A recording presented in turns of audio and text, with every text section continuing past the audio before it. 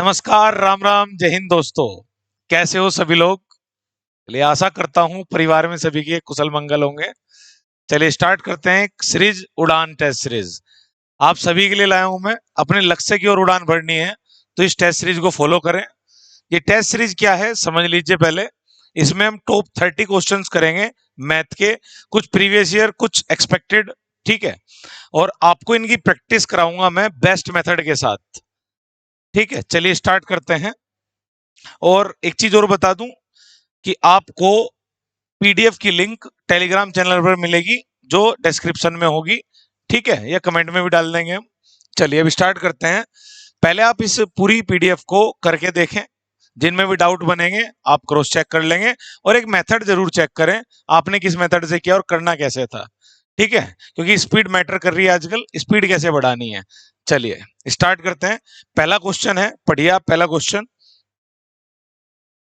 आपके सामने है 4851A53B, 4851A53B किससे डिविजिबल है? 9 से।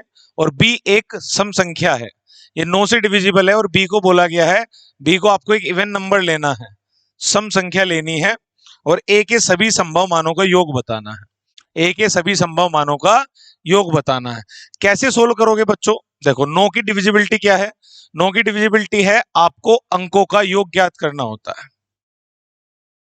आप डिजिटल सम करोगे, अंकों को जोड़ेंगे, अंकों का योग अगर 9 से कट गया, वो संख्या 9 से कट जाती है। तो इसके लिए आप क्या करो, स्पीड पे क्या करो, जहां जहां 9 बने, जैसे 8 और 1 9 जोड़ने पर 9 बन रहा, उन्हें हटा दो।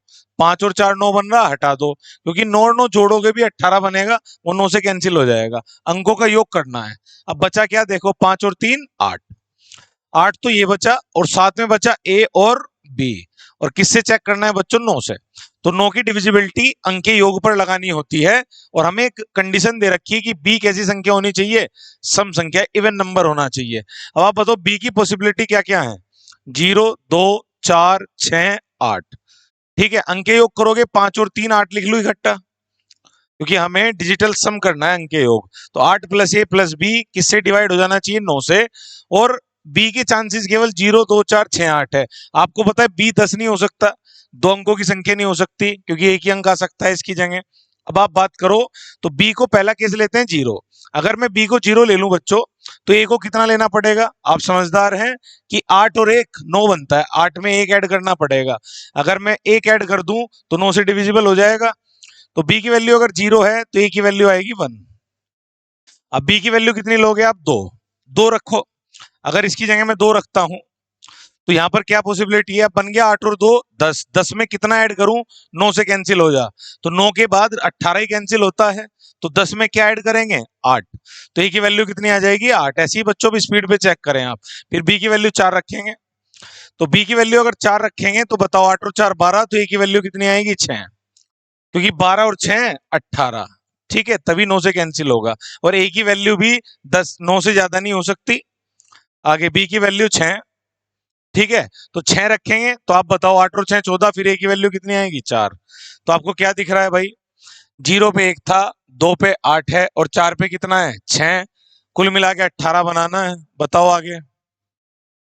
बी की वैल्यू 8 लेंगे तो 8 और 8 16, तो ए की वैल्यू कितनी आ जाएगी? 2, ठीक है। क्लियर हुई बात? तो आप बताओ ए की वैल्यूज का सम पूछा है तो जोड़ दो। 1 और 8 9 और 6 15, 4 19 और 2 21।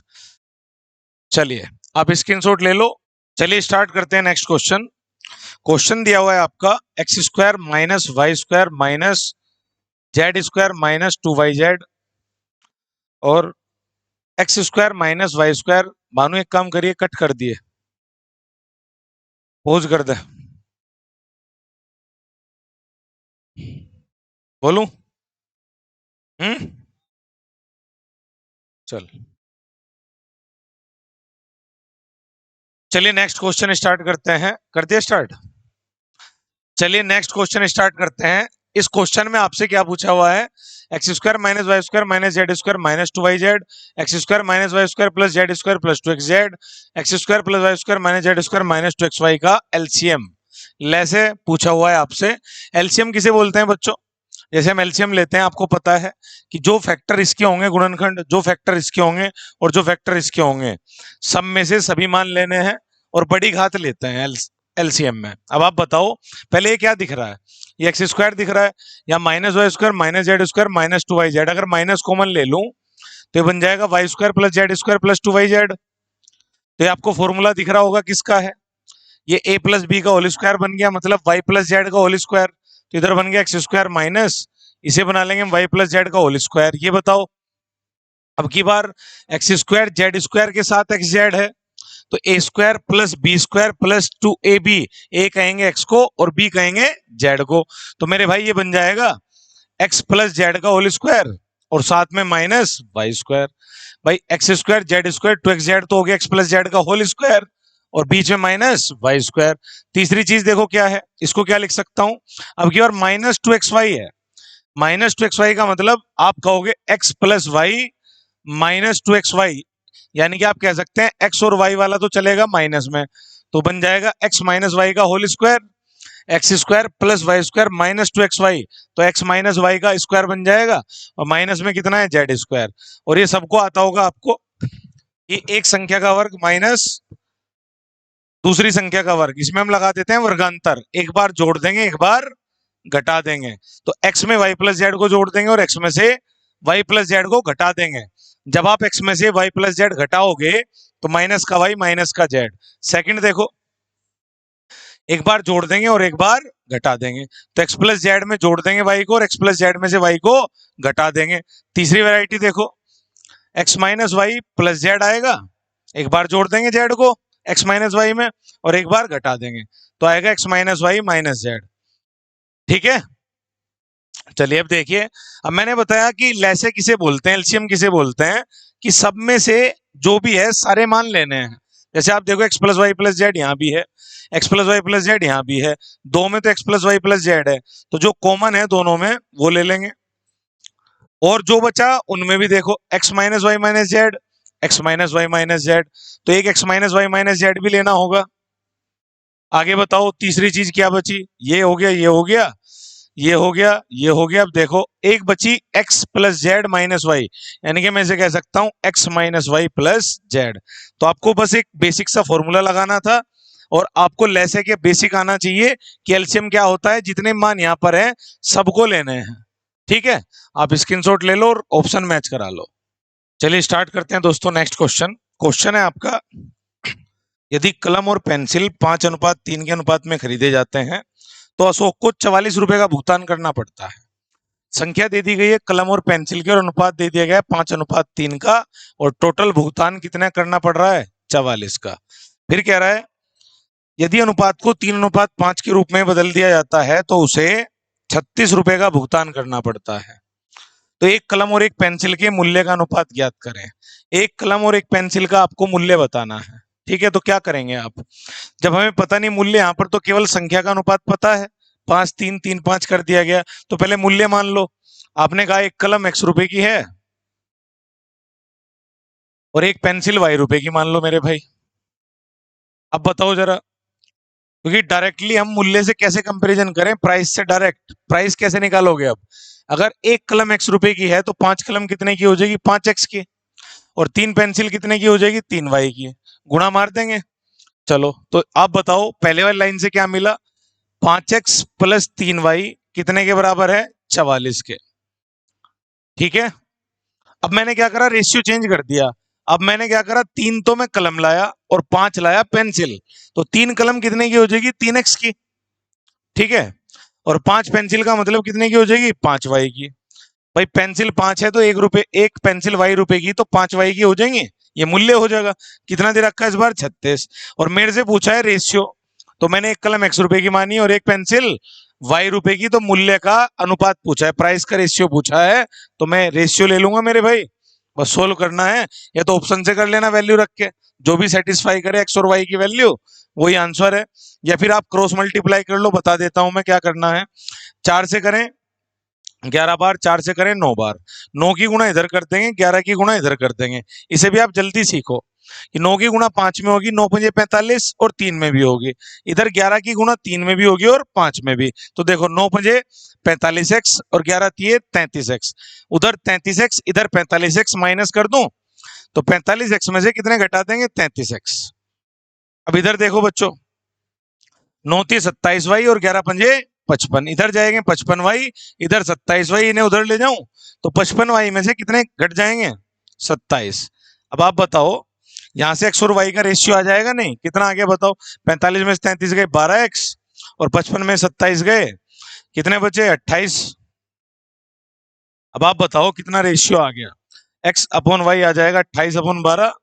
तो आप कहेंगे 4 से काट दो, 4 7 28, 4 3 12। तो 7:3 जो आपका मूल्य आया, ये किसका आया? एक कलम का और एक पेंसिल का, जो हमसे पूछा था। तो ऐसे कर सकते हैं, या क्या ये ऑप्शन में दे रखा है एक्स और वाई का, आप डायरेक्ट पुट कर लेते। जैसे एक्स का मान मैं 7 रख लू मेरे भाई, तो 5 7 35, और वाई का मान 3 रख लू, 3 3 9, 35 और 9 कितना हो जाएगा? 44। बटे में देखो, एक्स का मान 7 रखा, 3 7 21, और वाई का मान 3 रखा, 5 3 15, 21 15 36। सेटिस्फाई कर रहा था नहीं? या तो क्रॉस मल्टीप्लाई कर लो या डायरेक्ट। क्लियर है? स्क्रीनशॉट ले लो। नेक्स्ट क्वेश्चन स्टार्ट करेंगे फिर हम। चलिए नेक्स्ट क्वेश्चन स्टार्ट करते हैं। देखिए आप, क्वेश्चन है, यदि मिश्रधन 26,500 रुपए, मतलब अमाउंट दे दिया गया, समय 5 वर्ष और ब्याज की दर 16.5%, साधारण ब्याज पर मूलधन 14,000 रुपए है। आप बताओ, ये सेटिस्फाई, ये पूछ रहा कौन सा कथन सत्य है? दूसरी भाषा देखो, मूलधन दे दिया, मिश्रधन, समय 6 वर्ष और ब्याज की दर 13% है। तो आप मैच करा सकते हैं बच्चों। अब देखो, पहले वाले को कैसे पढ़ो? ऐसे पढ़ो कि मूलधन P, प्रिंसिपल कितना दिया हुआ है? 14,000 रुपए, समय कितने साल का है? 5 वर्ष का है, और दर कितने की है? 16.5% की है। रेट कितने की है? 16.5% की है। आपसे क्या पूछा है? मिश्रधन। तो मिश्रधन अगर बन गया बात, तो बताओ अमाउंट कैसे निकालते हैं? सब बताओ, अमाउंट कैसे निकालते हैं? अमाउंट अगर 26,500 आ गया तो पहली बात सही है। अमाउंट कैसे निकालते हैं मेरे भाई? आप पहले दर गुना समय कर लो। दर गुना समय कितना आ रहा है? 16.5 गुना 5, 16 पंजे 80, 5 पंजे 25, ढाई बढ़ गए, 82.5% आ गया। तो सबसे पहले आपको दर गुना समय करना है मेरे भाई, आर गुना टी। तो दर गुना समय का जो भी परसेंटेज आता है, इसको बोलते हैं एसआई का परसेंटेज, साधारण ब्याज का। तो साधारण ब्याज का परसेंटेज कितना बेटा? 82.5। अगर इसे मैं अमाउंट बोलूं, अमाउंट के लिए 100 ऐड कर दिया करो बस इसमें, तो डायरेक्ट हो जाएगा 182.5%। डायरेक्ट हो जाएगा आपका 182.5%। क्लियर है? तो 182.5% आप किसका निकाल दो? प्रिंसिपल का। क्या जाएगा आपका? अमाउंट। दोबारा बता रहा हूं, दर गुना समय करेंगे, डायरेक्ट एसआई का परसेंटेज आता है। अमाउंट निकालना तो 100 में ऐड कर दो, सीधा अमाउंट आ जाता है। 182.5% आपका अमाउंट आया, डायरेक्ट किसका निकालो? प्रिंसिपल का। तो 14,000 का डायरेक्ट निकाल देंगे 182.5%। और आप इससे चेक कर लेंगे, 2 जीरो चली गई, 1 जीरो पॉइंट हटाने में चली गई। 14 की गुणा करो इसमें, अगर ये कितना आया? 26,500। एक सवाल में 2 सवाल हैं बच्चों, स्पीड लानी पड़ेगी नहीं? करो। 14 5 70, 7, 14 दूनी 28 और 7 35, 3, 14 8 112 और 3 115, 11 14 कम 14 11 25,550। जबकि यहाँ दे रखा 26,500। वैसे भी लास्ट 2 डिजिट से हमें पता लग जाता कि हमारा अमाउंट आया कितना? 25,550, और सवाल में दे कितना रखा है? 26,500। तो पहला कथन तो हो गया गलत। दूसरी बात पढ़ेंगे, अब की बार प्रिंसिपल कितना है? मूलधन दिया हुआ है 22,000 रुपए, मिश्रधन तो हम निकालेंगे, टाइम दे रखा 6 वर्ष, और दर दे रखी है 13%। अब आप बताओ, अब की बार फिर मिश्रधन मैच कराना है, अमाउंट मैच कराना है 39,160। मैंने क्या सिखाया मेरे भाई? अमाउंट पे कैसे पहुंचना है? डायरेक्ट दर गुना समय करो, 13 छिका 78%। 78% किसकी आई? एसआई। अमाउंट निकालना, 100 ऐड कर लो, तो अमाउंट के लिए कितना आ जाएगा? 178%। किसका निकाल दो? 22,000 का डायरेक्ट अमाउंट आ जाएगा। तो बताओ अमाउंट कितना आएगा? 22,000 का 178% अगर मैं निकालूं, 2 जीरो से 2 जीरो कैंसिल, इसे हल कर लेते हैं। 22 8 176, 17, 22 7 154 और 17, एक जीरो तो आएगी बाद में, ठीक है। 154 और 17 171, 17 और 22 कम 22 और 17 39। ये मैच कर गया, यानी कि आपका सेकंड वाला जो स्टेटमेंट है वो सही है, फर्स्ट वाला गलत है। आपको स्पीड बढ़ानी है बच्चों कैलकुलेशन की। चाहते आप नो का नियम, इकाई का अंक, बहुत चीजें चेक कर सकते हो, ठीक है। चलिए स्क्रीनशॉट ले लो। चलिए बच्चों नेक्स्ट क्वेश्चन स्टार्ट करते हैं। ग्राफ बेस्ड है, आप देखो स्क्रीन पे आ रहा होगा। निम्न बार ग्राफ किसी कंपनी द्वारा 2012 से 2017 तक कच्चे माल की खरीद में निवेशित राशि, मतलब अमाउंट इन्वेस्टेड दे रखा, और सेल्स ऑफ फिनिश्ड गुड्स, कितना बेचा और कितना इन्वेस्ट किया, दोनों के बारे में ग्राफ दे रखा है। और कब से कब तक? 2012 से 17 तक। अब क्वेश्चन क्या है, पढ़ो।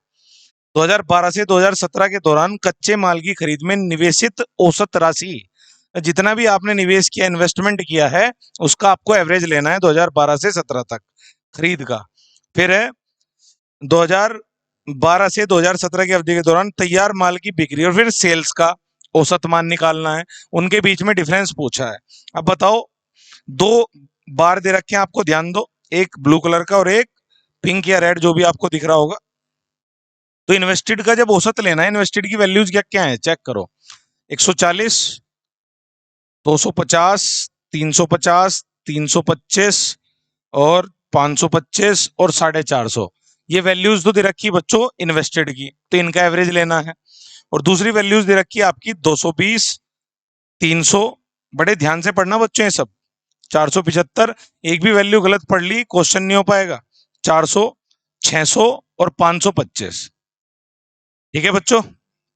अब इनके एवरेज लेने, एवरेज लेने के दो मेथड हैं, या तो डिविएशन मेथड लगाओ या डायरेक्ट आप ऐड करो। आपको पता है कुल योग बटे कुल संख्या एवरेज आ जाएगा। तो आप चाहो इन सबको जोड़ लो और नंबर से डिविजिबल कर लो, इन सबको जोड़ लो, इनका डिफरेंस पूछा है। ये एक तरीका है, आप कोई भी एक मान लो बीच में जो आप मानना चाहो।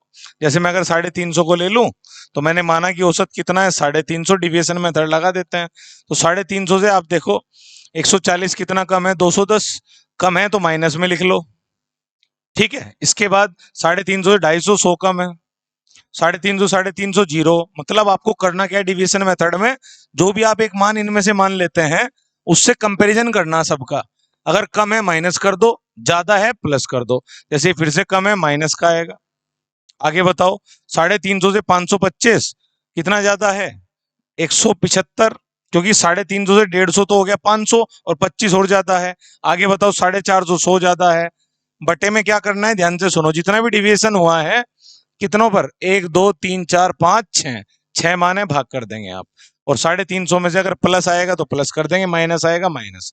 अब आप देखो जरा, ये 125 माइनस का है, ये 100 से 100 कैंसिल आउट कर दो। अब देखो 210 और 25, 235 कितने में से, 175, तो माइनस में वैल्यू बचेगी।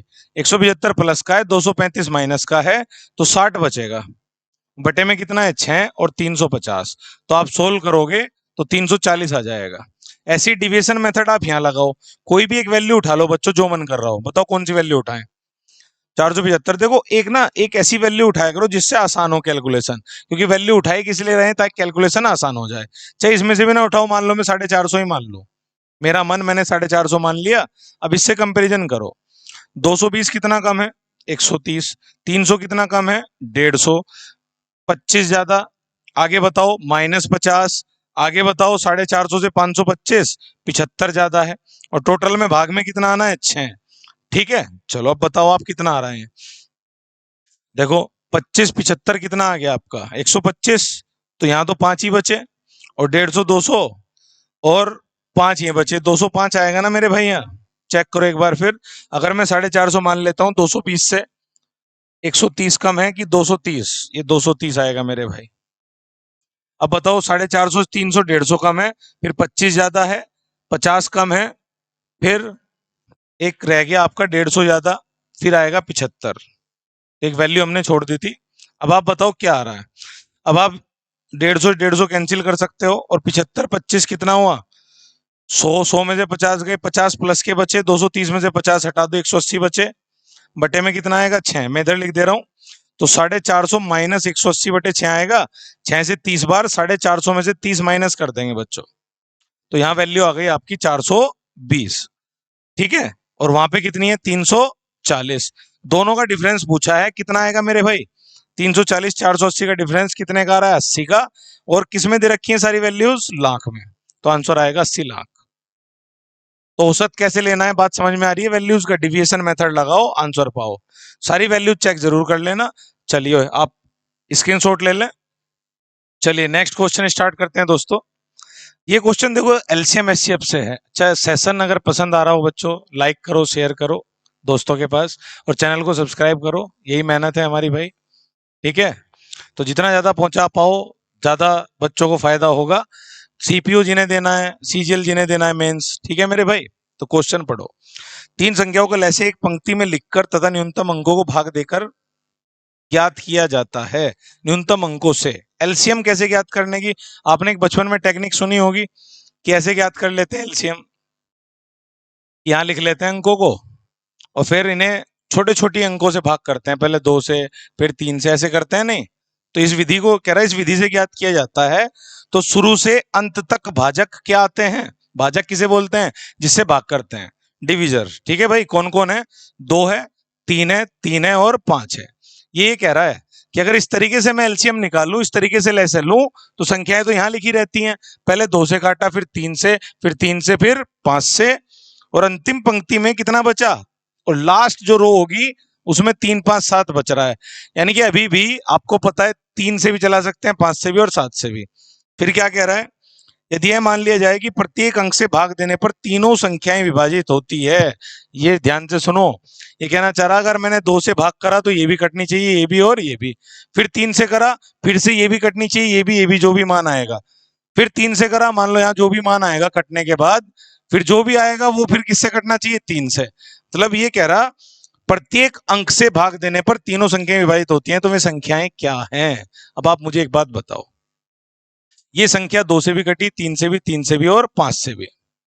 तो जो भी ये संख्या रही होगी, इन सबसे कटने के बाद भी कितना बच रहा, 3। तो डायरेक्ट मेथड बता रहा हूं, क्या करो, यानी कि जो भी ये संख्या रही होगी उसमें 2 भी है, 3 भी है, 3 भी है और 5 भी है, उसके बाद कितना भी है, 3। तो आप इन सारों को गुणा लगा दो, पहली संख्या आ जाएगी। आप क्या करोगे, 2 गुणा 3 गुणा 3 गुणा 5 गुणा 3। एलसीएम ऐसे ही तो लेते हैं मेरे भाई। कैसे लेते हैं एलसीएम, मान लो 12 14 16 का एलसीएम लेना आपको, या 12 18 24 का एलसीएम लेना। आप 2 से काटते हो, 2 6 12, 2 9 18, फिर 2 से 12 12, फिर 3 से काटते हो, 3 दूनी 6, 3 तीनों 3 चौक 12। अब मैं कह रहा हूं मुझे वापस संख्या बताओ, मैं दे दूं, 2 दे दिया, 3 दे दिया और 2। तो आप क्या करोगे, इन दोनों की गुणा, फिर इसकी गुणा मारो, 2 3 6 दूनी आ रही है संख्या, अगली निकालनी, तो 2 3 6 तिये 18। अब तो बात समझ में आ गई होगी। अब बताओ आप, तो पहले वाली संख्या जिसे मैं एक्स कह लूं अभी के लिए, 3 नाम देते हैं एक्स वाई जेड, तो एक्स कितनी आ जाएगी, 2 गुणा 3 गुणा 3 गुणा 5 गुणा 3, यानी कि 2 3 6 5 30 पंजे 180 तिये 18 तिये 54, 540 आ गया है। 27 धाम 2 70 आ रहा है, 3 3 उत्ते 27, 2 70 आ रहा है बच्चों। वाई की वैल्यू बताओ कितनी आएगी, फिर से 2 तिये 6 तिये 18 पंजे 90, तो यहां तक आना ही आना। तो 90 में अगली गुणा आप, मतलब यहां तक 90 आना ही आना गुणा में, यहां तक 90 पकड़ो, आगे कितनी गुणा मारनी, 5 की, तो 9 पंजे 45, 450। आगे बताओ बच्चों, जेड में क्या करोगे, फिर से 2 3 36 18 पंजे 90, तो आना ही आना। लास्ट किसकी गुणा हो जाएगी, 7 की, 9 सती 63, 630। पूछा क्या है प्रश्न में, तीनों संख्याएं पूछी है क्या, चलिए तीनों संख्याएं, तो कौन सा ऑप्शन मैच कर गया आपका, 270 डी ऑप्शन। ठीक है, चलिए आगे बढ़ते हैं, स्क्रीनशॉट ले लो, नेक्स्ट क्वेश्चन करेंगे। देखो बच्चों, नेक्स्ट क्वेश्चन दिया हुआ है, एक लंब पिरामिड मतलब राइट पिरामिड है, का आधार एक समबाहु त्रिभुज है। ठीक है, तो ये हो गया आपका 3D से क्वेश्चन।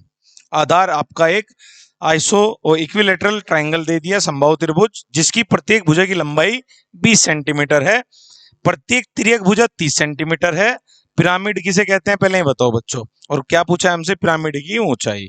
पहले आप ध्यान दो कि एक ट्राइंगल ले लिया मैंने ऐसे, ठीक है, एक ट्राइंगल है, और ये ट्राइंगल कैसा है, इक्विलेटरल, मतलब ये त्रिभुज समबाहु त्रिभुज है, जिसकी तीनों साइड बराबर, तीनों एंगल बराबर, पढ़ा होगा आपने। अब पिरामिड किसे बोलते हैं कि इस सिरे से भी आप ऊपर मिला दो, इस सिरे से भी ऊपर मिला दो, और इस सिरे से भी, तिरछी ऊंचाई है, इसे ही बोलते हैं बच्चों।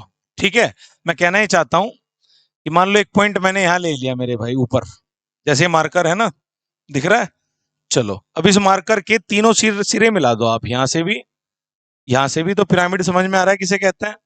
जैसे एक ट्रायंगल ले लो आप ये, और ये एक पॉइंट ये ले लेते हैं ऊपर, समझना, और इसके मैं तीनों सिरे ऐसे मिला दूं, ये कुछ कुछ एक पिरामिड सा नजर आएगा। और ये पॉइंट आप ऐसे समझो हवा में है, तो तीनों शीर्ष मिला दो, तो एक राइट पिरामिड बन जाएगा। इसकी हाइट पूछी है, अब ध्यान देना मेरे भाई, ये चीज पूछी है ये, ठीक है। ये हाइट पूछी है ऊपर वाली, और ये हो गई आपकी तिरछी ऊंचाई इसकी है। और ये जो हाइट होती है, हाइट किसे बोलते हैं हम, जो परपेंडिकुलर हो।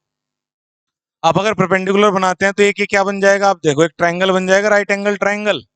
यानी कि मैं इसे कैसे बना सकता हूं, ध्यान से सुनो, ऐसे एक राइट एंगल ट्राइंगल बन गया।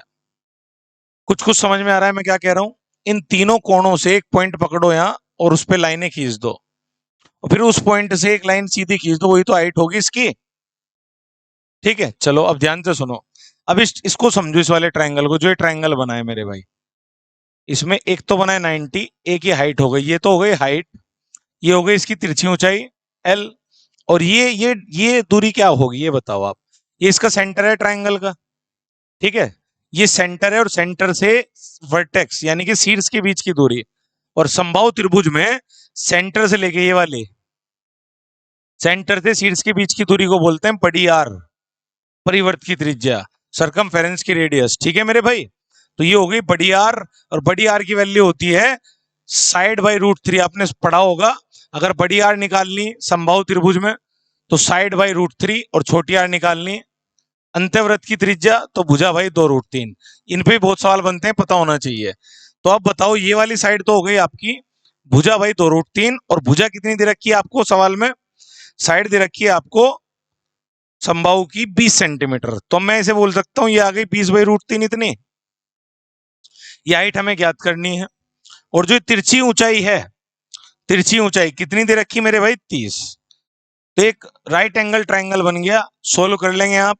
इसके स्क्वायर में से इसका स्क्वायर घटा देंगे, ये बचेगा भाई, इसे बोलते हैं हाइपोटेन्यूज कर्ण। कर्ण के स्क्वायर में से आधार बेस का स्क्वायर घटा दें तो परपेंडिकुलर का स्क्वायर आता है, लंब का स्क्वायर। तो आप क्या बोलोगे कि हाइट अगर निकालनी है, हाइट का स्क्वायर, तो 30 के स्क्वायर में से आप माइनस कर दोगे 20/√3।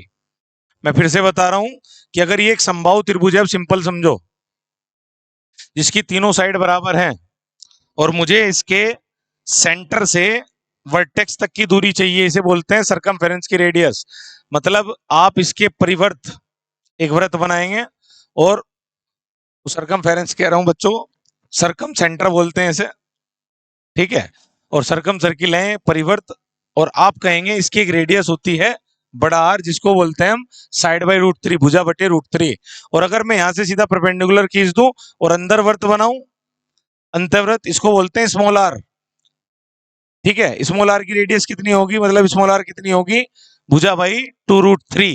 कर लेंगे याद, ये दोनों याद होने चाहिए। अब हमें जरूरत किसकी है, सेंटर से लेके शीर्ष तक। तो आप बताएंगे बड़ा आर, बड़े आर की वैल्यू होती है भुजा बटे √3, भुजा दे रखी है, बस फॉर्मूले में रख दो, आंसर आ जाएगा। बताओ क्या आएगा, H 30 का वर्ग 900 माइनस 20 का वर्ग 400, और बटे में रूट का जब वर्ग करोगे रूट हट जाएगा।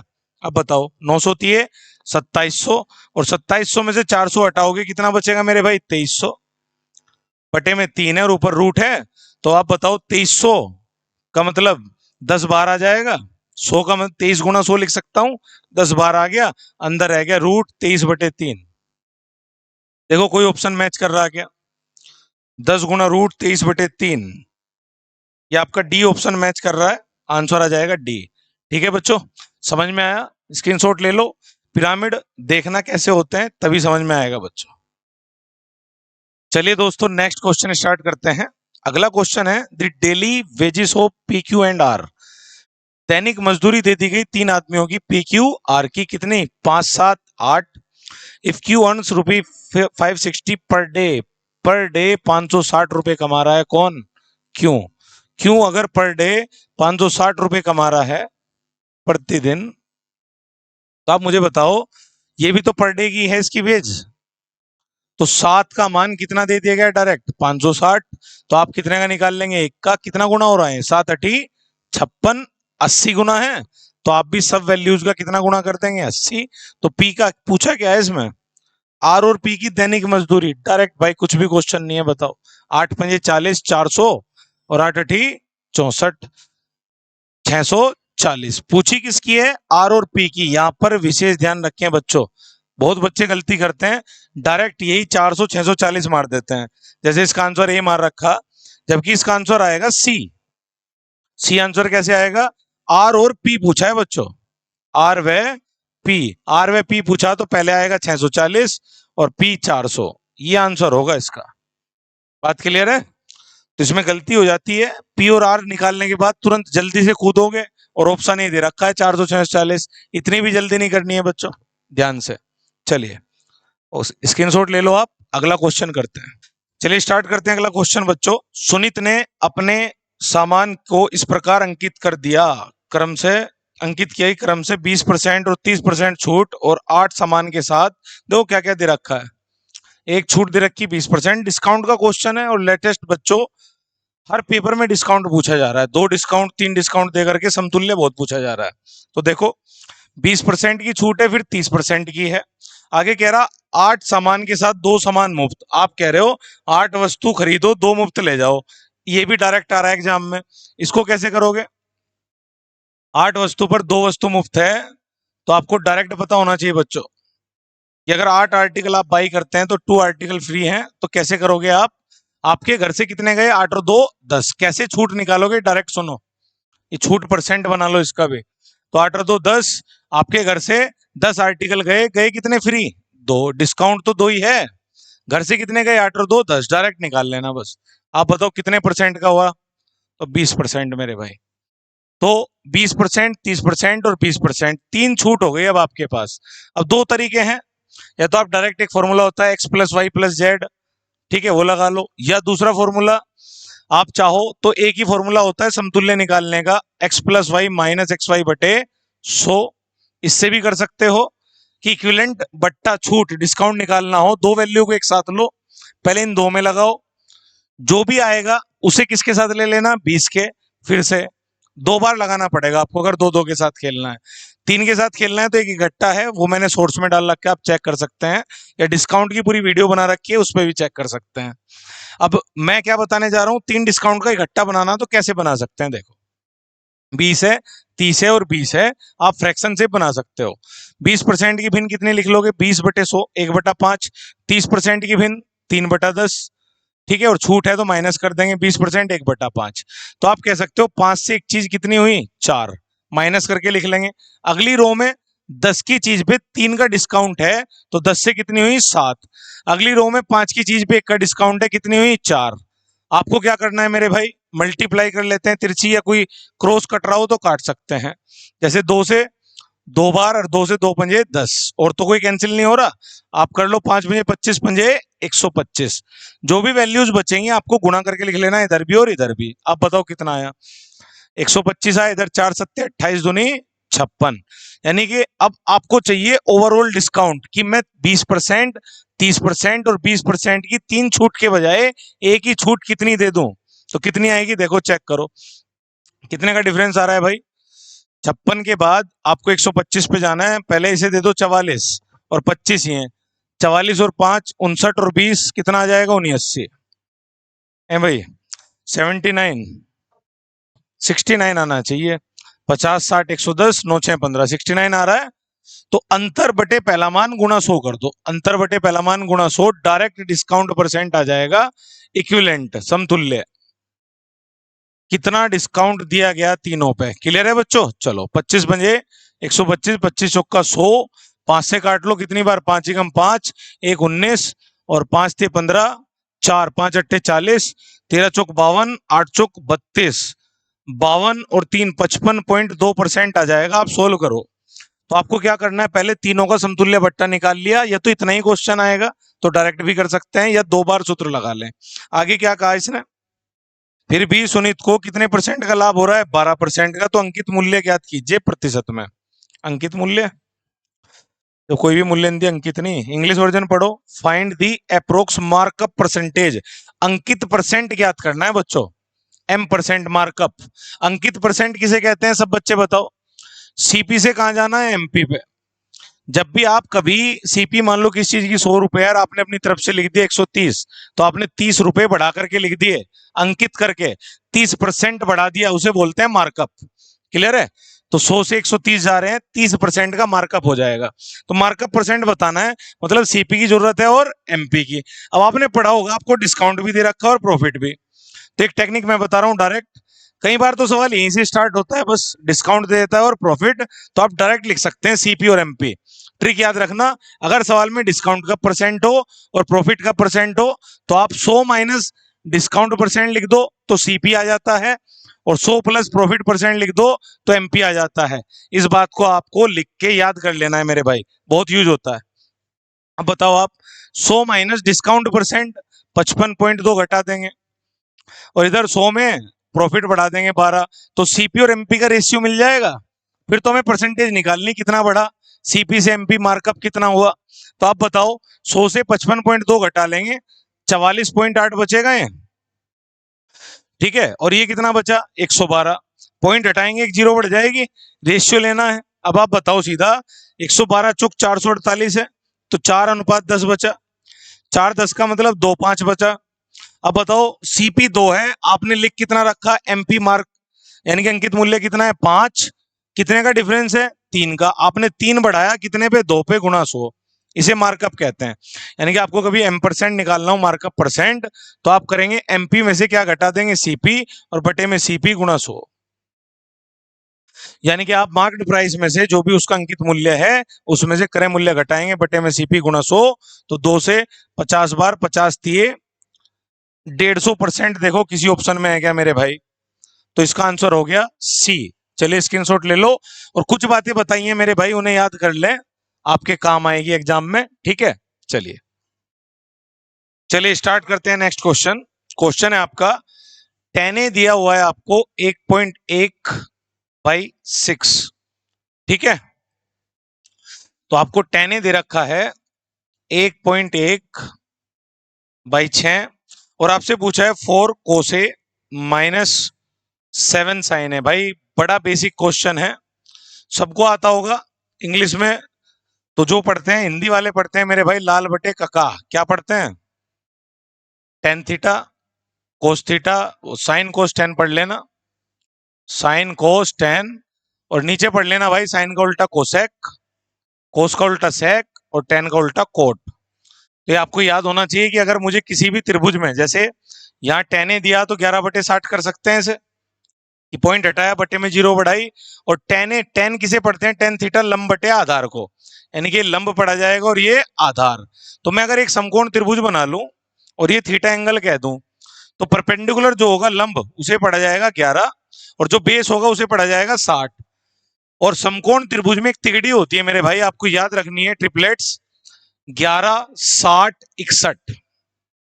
जैसे 3, 4, 5 होती है, 5, 12, 13 होती है, ऐसी एक क्या होती है, 11, 60, 61। कुछ ट्रिपलेट हैं जो आपको याद होने चाहिए। तो 11, 60 के साथ क्या लिख लेंगे मेरे भाई, 61, ठीक है। या क्या करो, 60 का स्क्वायर प्लस 11 का स्क्वायर, टाइम खराब करो, टाइम है नहीं। अब बताओ क्या क्या पूछा है, कोस है, कोस थीटा कैसे पढ़ोगे, आधार बटे कर्ण, बेस हाइपोटेन्यूज, 60/61 पढ़ लेंगे, तो हो जाएगा 4 गुणा 60/61। 7 इंटू साइन है, साइन थीटा क्या पढ़ना है मेरे भाई, साइन है, ये है ना, तो थीटा हो गया ये यहाँ पे। तो साइन है कैसे पढ़ोगे, लंब बटे कर्ण, परपेंडिकुलर बाई हाइपोटेन्यूज, P/H करते हैं। तो P/H करना, परपेंडिकुलर कितना है यहाँ, एंगल के सामने 11 और बटे में 61। बस इसे सोल्व कर दो और मैच करा लो। चलो सब मिक्स्ड फ्रैक्शन दे रखी हैं, करो सोल्व। 60 चौक 240, 61 तो दोनों के बटे में आना ही आना है। 61 सारे ऑप्शन में है क्या, केवल 2 में है, बाद के 2 तो कैंसिल हो गए, सी और डी। अब बताओ 6 चौक 24, 240 माइनस 77, 240 में 77 घटाओगे का अंक 3 बनेगा, हल करना ही पड़ेगा मेरे भाई। कितना बचा, आप देखो पहले इसमें से 37 तो ऊपर के हटा लो, 203, उसमें से 30 हटा लो, कितना बचा 163/61। 61 से करोगे तो सही भिन्न कैसे बनाओगे, चलो मिक्स्ड फ्रैक्शन में लिखते हैं, 61 दूनी 122, 3 बार चलेगी नहीं, 61 दूनी 122 के बाद 41 बचे बटे में 61, कौन सा ऑप्शन है, बी। बहुत बेसिक है बच्चों ट्रिग्नोमेट्री का, आपको ये आना चाहिए, लाल बटे कका उड़ा देंगे मेरे भाई, बहुत आसान है। चलिए स्क्रीनशॉट ले लें आप। चलिए स्टार्ट करते हैं अगला क्वेश्चन दोस्तों। क्वेश्चन है, एक रेलगाड़ी में उतने ही डिब्बे हैं जितनी प्रत्येक डिब्बे में सीट है। एक डिब्बे में अगर 30 सीट है तो 30 ही डिब्बे हैं टोटल, तो 900 सीट हो जाएंगी इस हिसाब से। लेकिन अभी दिया हुआ नहीं कुछ भी, बस मैं आपको बता रहा हूँ क्या लैंग्वेज है। आगे कह रहा है, यदि एक डिब्बे में 15 व्यक्ति हैं और वह अपनी क्षमता का 55 सही 5/9% भरा हुआ है। ये परसेंटेज का क्वेश्चन है बच्चों, और 55 सही 5/9% भरा हुआ होने का मतलब है इसकी आप फ्रैक्शन बना लेंगे। 55 से ही 5/9% की भिन्न क्या बनेगी? 5/9। भिन्न कैसे बनाते हैं बच्चे? इसकी गुणा करना, इसे प्लस करना और प्रतिशत हटाओ, बटे में 16 हो, कैंसिल आउट कर लेना, 5/9 आ जाएगा। ठीक है। अब ये कह रहा है टोटल, आप कैसे पढ़ते हो भिन्न को समझ लो। आप कहोगे इसमें कुल सीट 9 है, और ये कुल सीट किसके बारे में कहोगे? क्योंकि इसने कहा है कि यदि एक डिब्बे में 15 व्यक्ति हैं और वे अपनी क्षमता का इतना भरा हुआ है, ये एक डिब्बे की सीट दे रखी है, ये कुल सीट जो है कितने की है? एक डिब्बे की। और इसमें आपको कह रहा है जो 5 है ये अपनी क्षमता का इतना भरा हुआ है, यानी कि फिलहाल उसमें कितने व्यक्ति हैं? 5। तो 5 भरे हैं, यानी कि 5 व्यक्ति उसमें उस टाइम उपस्थित हैं, और सवाल में कितने दे रखे हैं? 15। तो 5 की वैल्यू कितनी दे दी आपको? 15। तो 5 का मान 15 है, अगर आप 9 का मान निकाल लो तो किसका आंसर आ जाएगा? एक डिब्बे में सेट। तो कैसे निकलेंगी? 5 थी 15 और 3 नम 27। तो ये 27 सीट आ गई आपकी कितने में? एक डिब्बे में। और इसने कहा है कि जितनी सीट हैं उतने ही डिब्बे हैं, एक एक डिब्बे में जितनी सीट उतने ही डिब्बे। तो डिब्बों की संख्या कितनी हो जाएगी बच्चों? तो टोटल डिब्बों की संख्या हो जाएगी इसमें 27 इंटू 27। क्या आप कहेंगे एक डिब्बे में 27 सीट और 27 ही डिब्बे हैं, तो टोटल हो जाएंगी कुल सीटों की संख्या, कुल डिब्बों की संख्या नहीं, तो हो जाएगी कुल सीटों की संख्या। भाई डिब्बे तो 27 ही हो जाएंगे जितनी सीटें एक में, तो कुल सीटों की संख्या पूरी ट्रेन में कितनी हो जाएगी? 27 का वर्ग होता है आपका 729। अब इसने कहा है कि इसमें भी आप ये बताओ तो उस रेलगाड़ी में अधिकतम कितने यात्री आ सकते हैं यदि उसकी 22 से 2/9% न्यूनतम सीट खाली है। एक और फ्रैक्शन यूज की गई है, 22 से 2/9। 22 से 2/9 का मतलब क्या बनेगी भिन्न? 2/9। और 9 में से अगर 2 खाली हैं तो भरी कितनी है? 7। तो आप कह देंगे 7/9 उसमें भरी हुई है, अधिकतम यात्री आ सकते हैं। किसका 7/9 निकाल देंगे? 729 का। यही आपका आंसर हो जाएगा। इतनी अधिकतम सीट इसमें भरी होगी, बताओ। 9 8 72, 9 एकम 9 और 7 एकम 7 और 7 8 56, यानी कि उस ट्रेन में अधिकतम 567 सीटें हो सकती हैं भरी हुई, जो इसने कंडीशन दी हुई है। फिलहाल अधिकतम यात्री कितने आ सकते हैं? 567 ऑप्शन में है, ए ऑप्शन हो गया। चलिए आप इसका स्क्रीनशॉट ले लो, अगला क्वेश्चन स्टार्ट करते हैं फिर हम। चलिए नेक्स्ट क्वेश्चन स्टार्ट करते हैं। क्वेश्चन है आपका 2,60,000 रुपए की राशि पर अर्जित 12% ब्याज का उपयोग एक स्कूल में प्रतिवर्ष समान मूल्य की 24 छात्रवृत्तियां देने के लिए किया जाता है। भाई टोटल पैसे हैं 2,60,000 और इसमें 12% का ब्याज है, और स्कूल में प्रतिवर्ष समान मूल्य की 24 छात्रवृत्तियां देने के लिए अर्जित किया जाता है। जो ब्याज है उसको उपयोग कर रहे हैं। आप बताओ, प्रत्येक छात्रवृत्ति का मान पूछा है 26,000, मतलब 2,60,000 रुपए है। 2,60,000 रुपए का 12% आप निकाल लेंगे, ये ऐसा ही आ जाएगा। ऐसा ही क्या होता है? PRT/100 एक साल का आ जाएगा ब्याज, और इस ब्याज में कितनी छात्रवृत्तियां? 24। तो अगर मैं इसको 24 से भाग लगा दूं तो एक छात्रवृत्ति का मान आ जाएगा, यानी कि एक स्कॉलरशिप निकल के आ जाएगी। और यही पूछा है आपसे, करो हल। कितना आ रहा है? 2020 12 दूनी 24, 2 से 1300। चलो समझ में आ गई होगी बात कि हमने पहले साधारण ब्याज निकाल लिया PRT/100 से एक साल का, और उसे 24 लोगों में बांटना है, तो एक के बटेज में कितना हिस्सा आएगा? 1300 रुपए। स्क्रीनशॉट ले लो, नेक्स्ट क्वेश्चन स्टार्ट करते हैं। नेक्स्ट क्वेश्चन है आपका 3 बर्तन जिनके आयतन का अनुपात 2:3:5, यानी कि आपके पास जो भी बर्तन है उनके अनुपात दे रखे हैं 2 3 5 के बच्चों। यानी कि अगर इसमें 20 लीटर है तो इसमें 30 है, इसमें 50 है, हो सकता है इसमें 200 300 500, अनुपात तो 2 3 5 ही आएगा। आगे दे रखा है यदि उनमें पानी और दूध का अनुपात, आपको जो दे रखा है वो दे रखा है वाटर और मिल्क, तीनों बर्तन में कितना कितना दे रखा है अनुपात? 1:3 2:3 2:5। एक दे रखा है 1:3 का, एक दे रखा है बच्चों 2:3 का, और एक दे रखा है 2:5 का, और इन तीनों को एक बड़े बर्तन में मिलाया जाता है। तो आपसे पूछा है बाद में दूध और पानी का, ये ध्यान देना है बच्चों। दे रखा है पानी और दूध का, पूछा दूध और पानी का है, जल्दी में जो आप आंसर निकालते हो वही टिक कर देते हो, जबकि उसका रिवर्स आंसर देना है, उल्टा, क्योंकि हमसे उल्टा पूछा है। अब करते कैसे हैं ऐसे क्वेश्चंस को? ये अनुपात समानुपात का सवाल है। सबसे पहले आप तीनों बर्तनों को इक्वल बनाओगे कि इसमें भी 10 लीटर, इसमें भी 10, इसमें भी 10, तभी तो बदल पाओगे 2 3 5 के अनुपात में। फिर इसके 20 लीटर ले लो, इसके 30, इसके 50। करते कैसे हैं सॉल्यूशन देखो। पहले आप इनका टोटल करो, 1 और 3 कितना आया? 4, फिर 2 और 3 का टोटल 5, 2 और 5 का टोटल 7। पहले जो अनुपात दे रखे होंगे उनका टोटल कर लो, उन्हें बराबर कर लो। बराबर कैसे करेंगे? 4 5 7 को एलसीएम ले लेंगे। 4 5 7 का एलसीएम कितना आ जाएगा? 4 गुना 5 गुना 7। या क्या करो, तीनों अलग अलग हैं तो 4 को बराबर करना, तो इसमें 5 और 7 की गुणा लगा दो, तो नीचे वाले गुणा लगा देंगे 5 की और 7 की। अब इसे बराबर करना तो इसमें लगा दो 4 और 7 की गुणा। ठीक है, अब इसे बराबर करना तो इसमें लगा दो 4 और 5 की गुणा। तो जिस मान को भी बराबर करना है, और तीनों मान ऐसे हैं कि कुछ भी कॉमन नहीं है, तो आपको अगर 4 को बराबर करना 5 7 की गुणा लगा दो, 5 को बराबर करना इसे हटाओ, बाकी बचे उनकी गुणा लगा दो, 7 के लिए 4 5 की गुणा लगा दो।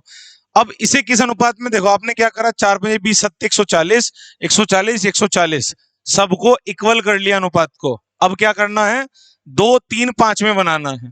ज्यादातर यहाँ मात्रा भी देते हैं बच्चों की, एक का 20 लीटर लेना, एक का 30, एक का 50, तो भी आपको यही करना है। ठीक है, तो अब इसमें क्या करना है आपको, इन तीनों मानों को 2 3 5 के अनुपात में बना लेना है। इक्वल हो गए हैं, सबसे पहले बराबर कर लेना है, फिर इधर 2 की गुणा, इधर 3 की और इधर 5 की। बस अब देखो एक्स्ट्रा गुणा किस किस की, इन सब मानों की गुणा इसमें लगनी है, इन मानों में। तो बताओ 5 7 35 दूनी 70, 70 की गुणा हुई है, तो इसमें भी 70 की गुणा कर देंगे आप, और इसमें भी। यहाँ बताओ कितने की एक्स्ट्रा गुणा हुई है? ये हो गई 7 21 84 की गुणा, तो इधर भी आप 84 कर दोगे 84 की, और इधर भी 84 की। यहाँ कितने की एक्स्ट्रा मल्टीप्लाई हुई है, कितने गुणा हुई है अतिरिक्त? 4 पंजे 20 पंजे 100, तो यहाँ भी 100 की गुणा कर देंगे, और यहाँ भी। अब जो भी वैल्यूज आएंगी आपने तीनों को मिलाया, ऐड कर देना है। देखो क्या क्या वैल्यू आ रही है, यहाँ 70, यहाँ पर आई 168, और यहाँ पर 200, इसे आप ऐड कर देंगे। 200 में 70 जुड़ेंगे, 270 और 168 ये हो गए। ठीक है, आप ऐसे कर लो, 200 ये है, 168 ये आ गया, और 70 ये आ गया। इन्हें ऐड करना है तो 8 आ जाएगा, और 6 7 13, और 2 और 1 3 और 1 4, 438 तो वैल्यू इधर की आ जाएगी। इधर बताओ 7 21 210 आ जाएगी बच्चों, और यहाँ पर 8 थे 24 और 4 थे 12, 252 ही हो गई, और यहाँ पर 500, और 500 में आप 252 और 210 ऐड करोगे, 502 710 962 आ गया। ऐड कर लेना, 2 तो डायरेक्ट ही दिख रहा है, 5 और 1 6, 5 2 7 और 2 9, तो इधर तो आ गया 962, इधर आ गया 438। लेकिन आपने जो आंसर निकाला है किसका है? वाटर और मिल्क का। पूछा किसका है? मिल्क और वाटर का रेशियो, तो अपोजिट कर देंगे। देखो ऑप्शन में दोनों है बच्चों, 438 962 भी है, और 962 और 438 भी है, तो आंसर हो जाएगा 962 अनुपात 438। बढ़िया, समझ में आया? चलिए लाइक करते रहिए, शेयर करिए वीडियो को। चलिए न आप स्क्रीनशॉट ले लो। चलिए अगला क्वेश्चन स्टार्ट करते हैं दोस्तों। ये प्रॉफिट एंड लॉस का क्वेश्चन है। क्या लिखा हुआ है कि 2 वस्तुओं को बेचने पर अर्जित लाभ 3 वस्तुओं को बेचने पर हुए लाभ से 80 रुपए कम है, और एक वस्तु को बेचने पर 20% लाभ अर्जित किया जाता है। अब दिमाग लगाओ आप, 2 को बेचने पर और 3 को बेचने पर जो लाभ हुआ उसमें अंतर कितने का है? 80 रुपए का। और आप कहोगे एक को बेचने पर 20% का लाभ होता है, तो 3 और 2 में जो अंतर आएगा वो 20% ही लाभ बचेगा। देखो कैसे, मैं कह रहा हूं आप 2 वस्तु बेच रहे हो, एक को बेचने पर 20%, तो दोनों पे कितने का हो जाएगा? 40 का। 3 बेच रहे हो, एक को बेचने पर 20% है, तो तीनों पे 60 हो जाएगा। तो जो मैं कह रहा था डायरेक्ट आप डिफरेंस समझ सकते थे, कितने परसेंट का है? 20% का। 20% की वैल्यू कितनी दे रखी है आपको? 80। तो 20% की वैल्यू दे रखी है 80, और आपको सवाल में पूछा क्या है? सीपी, क्रय मूल्य ज्ञात करना है। तो क्रय मूल्य कैसे ज्ञात करोगे मेरे भाई? 20% है, 100% होता है सीपी, 100% निकाल दो आप। बताओ, परसेंट से परसेंट गया, और 20 चौक 80, 400 आ गया आपका। तो ये आपका कॉस्ट प्राइस सीपी क्रय मूल्य आ गया। चलिए स्क्रीनशॉट ले लो, आसान क्वेश्चन था बहुत। चलिए नेक्स्ट क्वेश्चन देखो। ये क्वेश्चन है आपका टाइम एंड वर्क से, ठीक है, समय कार्य से। क्या दे रखा है क्वेश्चन? ए किसी काम के भाग का 2/5 भाग, तो 2/5 भाग कितने दिन में? 18 दिन में। जब भी ऐसी भाषा हो ना कहीं बच्चों, आप उसके पूरे काम का निकाल लो कि पूरे काम कितने दिन में कर लेगा। ठीक है, 2/5 भाग कह रहा है कितने दिन में? 18 दिन में। तो आप इसकी रिवर्स की गुणा लगा दिया करो, जितना भी 2/5 हो सकता है। इसे 40% भी दे सकता था सवाल में, परसेंटेज का फ्रैक्शन बनाना जानते हो, प्रतिशत हटाओ बटे में 100 लाओ, 2/5 बनेगा। इसे रिवर्स कर दो ला करके, तो क्या होगा? 18 में 5/2 की गुणा लगा दो, तो उसके दिन आ जाएंगे, तो 9 पंजे 45। तो ए पूरा कार्य अगर करता तो कितने दिन में कर देता? 45 डेज में। ऐसी बी के बारे में जानकारी दे रखी है कि बी उस काम का 5/14 भाग 25 दिन में करता है। तो आप बताओ, 5/14 भाग 25 दिन में करता है, तो मैंने बताया रिवर्स की गुणा लगा दो। ठीक है, कितना आ गया? 14×5 = 70। तो बी के दिन आ गए 70। आपके पास दोनों के दिन है, तो आपको कार्य समय में पता होगा लॉजिक क्या है, टोटल वर्क कैसे मानते हैं। इन दोनों दिनों का एलसीएम ले लेना।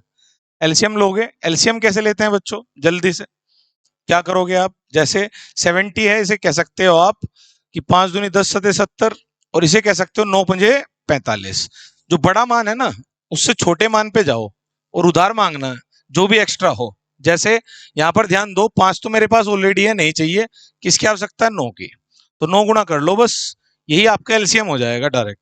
तो 70 में एक्स्ट्रा किसकी गुणा हुई है? 9 की। इतना तो 70 ही है, तो 630 आ जाएगा। अब आप इसको करो डिवाइड इससे, 45 ही कम 45, 180 बनेगा। तो 18, 45 चौक 180, 7×63, यहाँ पर 9 आएगा। अब आगे का क्वेश्चन बढ़ाते हैं। यहाँ तक तो आपने इनका पर डे कितना काम कर सकते हैं निकाल लिया। क्वेश्चन में क्या है कि 1/3 काम x दिनों में कौन कर रहा है? ए। अब इसका 1/3 काम 630 का कितने दिन लगेंगे ए को करने में? 14 से भाग लगा देंगे, एक दिन के काम से भाग लगा देंगे, भाग लगा दिया। ये किसकी वैल्यू आ जाएगी? एक्स की, क्योंकि ए द्वारा इसका 1/3 काम कितने दिनों में किया जाता है? एक्स दिन में। कैंसिल आउट कर लो, 7 दूनी 14, 7×9 = 63, 30 बार, और 2 से 15 बार। तो एक्स की वैल्यू तो आ गई 15। ऐसे ही किसके बारे में बोल रखा है? बी के। क्या बोल रखा है कि बी 2/7 काम वाई दिनों में करता है। तो 630 का 2/7 काम इस बार किससे कराना है? बी से। और बी एक दिन में कितना निपटा देता है काम? 9 का। तो 9 से कर लो आप, 7×9 = 63, 90 आएगा, 9×2 = 90, 10 दूनी 20। तो ये वाली वैल्यू बता रखी है वाई है, तो वाई कितना आ गया? 20 दिन। आपसे पूछा गया है क्वेश्चन में x + y, तो x + y कितना आ गया मेरे भाई? x 15 दिन है, y 20 दिन है, प्लस कर दो, टोटल 35 दिन इस क्वेश्चन का आंसर है। और उम्मीद करता हूं अच्छे समझ में आया होगा। चलिए नेक्स्ट क्वेश्चन करते हैं, आप स्क्रीनशॉट ले लो। चलिए दोस्तों, नेक्स्ट क्वेश्चन है आपका मिक्सचर मिश्रण से। क्या क्वेश्चन है, पढ़ो। 60 लीटर के एक मिश्रण में दूध और पानी दे रखा है आपको, 2:1 के अनुपात में है। ठीक है भाई, स्टार्टिंग में हमें बता दिया कि हमारे पास कितना मिश्रण है? 60 लीटर, और इसमें दूध और पानी का अनुपात कितना दे रखा है? 2:1। आगे क्या कह रहा है मेरे भाई कि अगर मैं इसमें से 24 लीटर मिश्रण निकाल लूं, एक फैक्ट आपको पता होगा कि कितना भी मिश्रण निकाल लो, रेशियो नहीं बदलने वाला।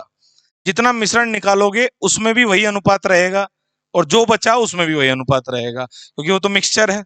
चलो, तो एक आ गया 24 लीटर मिश्रण निकाल लो, तो भाई साहब निकाल देते हैं इसमें से। इसमें से हमने 24 लीटर निकाल दिया, कितना रह गया?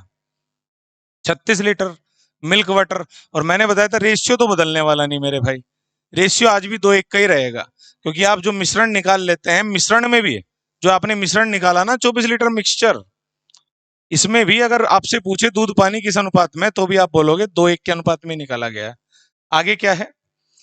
मिश्रण निकालकर x लीटर पानी मिलाया जाता है, तो अनुपात कितना हो जाता है? 1:2। अब बताओ हमने क्या करा, इसमें x लीटर पानी मिला दिया, x लीटर वाटर मिला दिया, तो ये अनुपात कितना हो गया? 1:2। आगे क्या कह रहा है? फिर मैंने इसमें y लीटर दूध मिला दिया, और ये अनुपात 2:1 हो जाता है। y लीटर दूध मिला दिया मिल्क, तो ये अनुपात कितना हो जाता है? 2:1। और आपसे पूछा है x + y का मान, यानी कि आपको x और y दोनों निकालने हैं। कैसे करें बच्चों?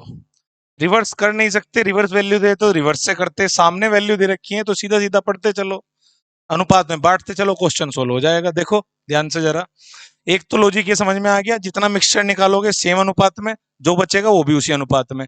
तो ये लिखने की आदत डालनी है पहले तो। अब 24 लीटर निकाल लिया, 36 लीटर बचा, 36 को किसमें बांटना है? 2:1 में, 2 और 1 3, 3 का मान 36, 1 का मान 12। तो मैं लिख लूंगा मेरे भाई कि इस समय जो दूध है वो तो हो जाएगा 12 दूनी 24 लीटर, और 1 का मान 12 लीटर। कैसे निकाला मेरे भाई? 2 और 1 3 का मान 36 लीटर है, तो 1 का मान कितना आ जाएगा? 12 लीटर। 1 का मान 12 है, तो फिलहाल इस मिश्रण में दूध 12 लीटर है, और वो पानी 12 लीटर है, और दूध 24 लीटर है। अब हमने क्या करा, बाहर से x लीटर पानी मिला दिया। आप बताओ आपने किसके अनुपात को बदला? पानी के। अगर बाहर से पानी मिलाते हो तो आपको किसे सेम रखना है? मिल्क। याद रखना है, फैक्ट बहुत यूज होता है मिश्रण में, कि जो भी चीज दूसरी मिलाता है सेम बना दो इधर वाली चीज को। यानी कि मैं कह सकता हूं दूध अगर इसमें 24 लीटर था, आज भी 24 ही रहेगा। तो एक का मान फिर से कितना पढ़ोगे आप? 24 लीटर इधर वाले अनुपात का। तो इधर बताओ कितना हो जाएगा? 24 दूनी 48, क्योंकि बाहर से पानी मिलाया। तो आप बताओ 12 लीटर पानी था और फिलहाल कितना हो गया? एक का मान 24, दो का मान 48, तो 12 48 कितने का डिफरेंस है? 36 का। तो आपने बाहर से 36 लीटर मिलाया है, तो एक्स की वैल्यू तो यहीं से पता लग गई हमें कि एक्स का मान कितना आ गया? 48 में से कितना हटा दूं? 12 36। समझ में आ रही है आराम से बात? इजी है। चलो आगे देखो। अब फिर क्या कर रहा है? अब की बार क्या मिला रहा है? दूध। अगर अब की बार दूध मिलाया तो किसका अनुपात सेम रखोगे आप? वाटर का। वाटर को सेम रखना है, मतलब अगर इसमें पानी 48 लीटर है तो आज भी कितना रहेगा? 48 लीटर। यानी कि अगर एक का मान 48 है तो अब दो का मान कितना हो जाएगा? 48 दूनी 96 लीटर। केवल रेशियो से खेल जाना बच्चों, कुछ नहीं करना है बस। यहाँ पर अगर बाहर से दूध मिला रहे हो तो पानी अब की बार बराबर रहेगा। दो का मान 48 था, यहाँ भी 48 ही रहेगा। तो अब मुझे बताओ आप, दूध कितना मिलाया गया है? वाई की वैल्यू आपने कहा 24 से 96 हुआ है, तो कितने लीटर मिलाया मैंने? तो वाई का मान हो गया आपका 72 लीटर। तो वाई का मान 72 है, एक्स का मान 36 है। आपसे पूछा है एक्स प्लस वाई, बताओ कितना आ गया? एक्स प्लस वाई हो जाएगा 36 और 72 108 लीटर। देखो किसी ऑप्शन में है क्या? ए ऑप्शन है। चलिए आप स्क्रीनशॉट ले लो। आशा करता हूं बढ़िया समझ में आया होगा। ठीक है, चलिए दोस्तों नेक्स्ट क्वेश्चन है आपका। ये है आपका समय चाल दूरी से। मैंने कहा ना मैं आपको प्रैक्टिस कराऊंगा 30 क्वेश्चंस की। ठीक है, वो 30 क्वेश्चन पूरे मैथ के होंगे। ठीक है, अब है समय चाल दूरी का क्वेश्चन। इसमें क्या दिया हुआ है? एक कार x किलोमीटर की दूरी 5 सही 5/9 मीटर प्रति सेकंड की गति से तय करती है और 5 मीटर प्रति सेकंड की गति से प्रारंभिक बिंदु पर वापस आती है। क्या नियत है बच्चों? दूरी। अगर डिस्टेंस फिक्स कर दी गई है, आपकी दूरी नियत है, डिस्टेंस फिक्स कर दी गई है, तो आपने पढ़ा होगा चाल का उल्टा समय हो जाएगा। तो आपने कहा स्पीड रिवर्स हो जाएगा किसके? टाइम के। अगर दोनों स्पीड के मान दे रखे हैं तो स्पीड से शुरू करो, टाइम के दे रखे हैं तो टाइम से। क्या दे रखा है आपको? 5 सही 5/9 मीटर प्रति सेकंड से गया और 5 मीटर प्रति सेकंड से आया। तो जो भी आपका स्पीड का चाल का रेशियो होगा कितना बनेगा? 5 सही 5/9 का मतलब 5 नम 45 और 5 50/9 मीटर प्रति सेकंड ये चाल दे रखी, और आने की चाल दे रखी 5। तो आपकी जो स्पीड है उसका जो रेशियो होगा उसका रिवर्स कौन होगा? टाइम। अगर डिस्टेंस फिक्स है तो इसको रिवर्स कर दो, 5 50/9। ठीक है, रेशियो कैसे लेते हैं मेरे भाई? जब रेशियो लेंगे आप बताओ। इसका मतलब ये है कि 5:50/9, और आपने पढ़ा होगा रिवर्स में गुणा कर दिया करें, तो ये बन जाएगा 9 पंजे 45 50। इसे आप काट लेंगे 5 से, 5 नम 45 5 दाई 50। तो ये रेशियो आ गया आपका 9:10 का। ठीक है मेरे भाई, ये रेशियो कट पिटा कितने का आ गया? 9:10 का। तो मैं टाइम कैसे पढ़ूंगा कि मेरा जाने में लगा समय 9 का है, आने में लगा समय 10 का है, तो टोटल टाइम कितने का होगा? 19 का, और डिफरेंस होगा 1 का। दे क्या रखा है पढ़ते हैं। यदि कार द्वारा लिया गया कुल समय 7 सही 3/5 घंटे है, डिफरेंस ना देके टोटल दे दिया, कुल समय कितना लगा जाने का भी और आने का भी, तो 7 पंजे 35 और 3, 7 से 3/5 है ना बच्चों। 35 और 3 38/5 लिख सकता हूँ, इतने घंटे लगे मुझे जाने आने में। तो प्लस मुझे कितने लगे अगर मैं अपनी लैंग्वेज से देखूं तो 10 और 9 19। 19 का मान कितना दे दिया गया है मेरे भाई? 38/5 घंटे। तो 19 दूनी 38, तो एक का मान आ गया 2/5 घंटे।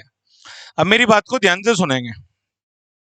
एक का मान 2/5 है, किसी भी एक को निकाल लो तो आपका क्या आ जाएगा? टाइम। अगर मैं इसे निकाल लूं तो ये कितना हो जाएगा? 9 दूनी 18/5 घंटे लगे मुझे जाने में। और जाने की चाल कितने की थी? मेरी स्पीड कितने की थी? 50/9, लेकिन मीटर प्रति सेकंड में। अब बताओ दूरी क्या होती है? दूरी बराबर होता है चाल गुणा समय। चाल पता है, समय पता है जाने का, डिस्टेंस आ जाएगी, तो दूरी बराबर चाल गुना समय। 50/9 लेकिन मीटर प्रति सेकंड में है, और जो हमसे पूछा है एक्स किलोमीटर में दे रखा है, जो दूरी दे रखी है एक्स किलोमीटर में दे रखी है, और टाइम घंटे में दे रखा है। तो कैसे बदलते हैं बच्चों? मीटर प्रति सेकंड को किलोमीटर प्रति घंटे में बदलना है, तो किसकी गुणा लगा देते हैं? 18/5 की। ये भी समझ लो भाई, अगर मीटर प्रति सेकंड से जाना है किलोमीटर प्रति घंटे पे, छोटे से बड़े पे, तो ऊपर बड़ा मान आने वाला है। छोटे से बड़े पे, मीटर से किलोमीटर तो ऊपर बड़ा मान, और बड़े से छोटे पे तो 5/18 कर देंगे।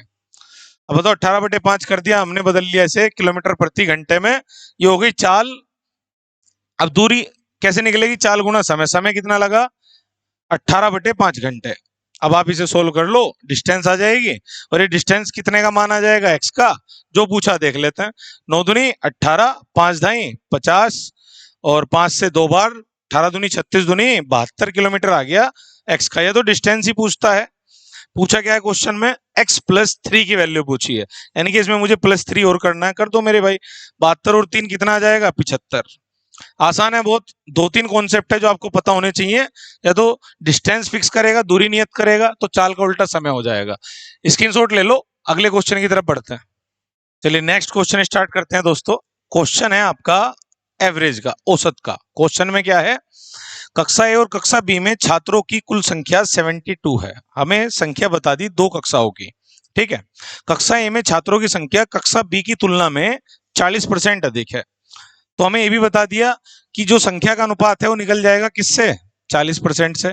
और संख्या भी दे रखी मेरे भाई, तो संख्या बता दूंगा मैं, टोटल 72 है, ठीक है, कुल 72 है, लेकिन एक परसेंटेज दे रखी 40% अधिक। भिन्न क्या बनाओगे, 40/100, 20 दूनी 40, 20 पंजे 100।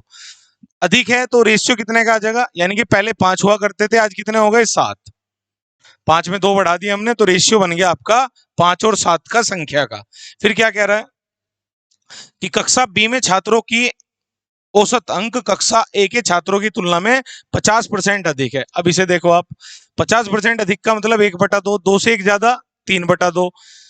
बी की तुलना में 40% अधिक है कक्षा ए में छात्र, ये तो ये तो हो गए आपके किसके छात्र, कक्षा ए के, और ये किसके हो गए बी के। बी की तुलना में ए में छात्र ज्यादा हैं।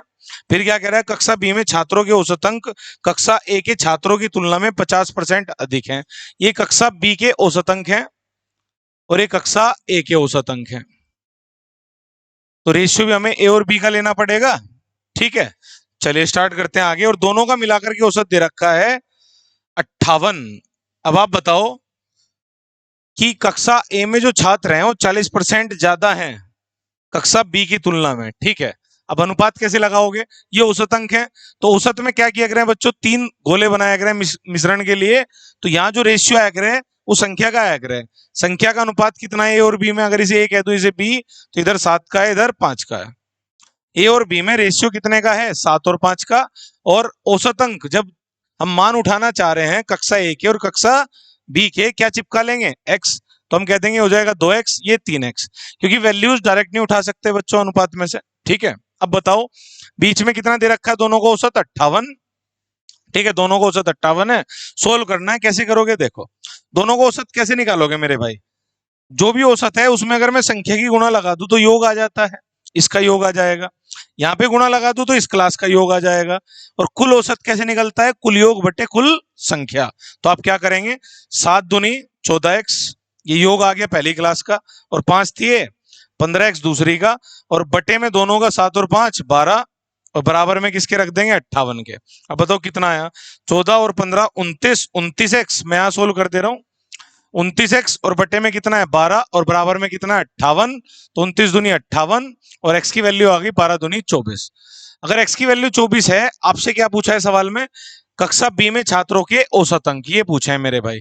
तो बताओ 3 गुणा x आंसर हो जाएगा, तो 3 गुणा x की वैल्यू आपने 24 निकाली, तो 24 थी 72। चलिए स्क्रीनशॉट ले लो, अगले क्वेश्चन की तरफ बढ़ते हैं। चलिए दोस्तों नेक्स्ट क्वेश्चन स्टार्ट करते हैं। आपका क्वेश्चन है प्रॉफिट एंड लॉस से, ठीक है। आपके लिए क्वेश्चन इधर आ रखा होगा बच्चों साइड में, ये व्हाइट बोर्ड है, मेरे लिए नहीं आता, मुझे सामने स्क्रीन पे देखना होता है क्वेश्चन, ठीक है। चल रहा है ना काम सही, चलो आगे बढ़ाते हैं।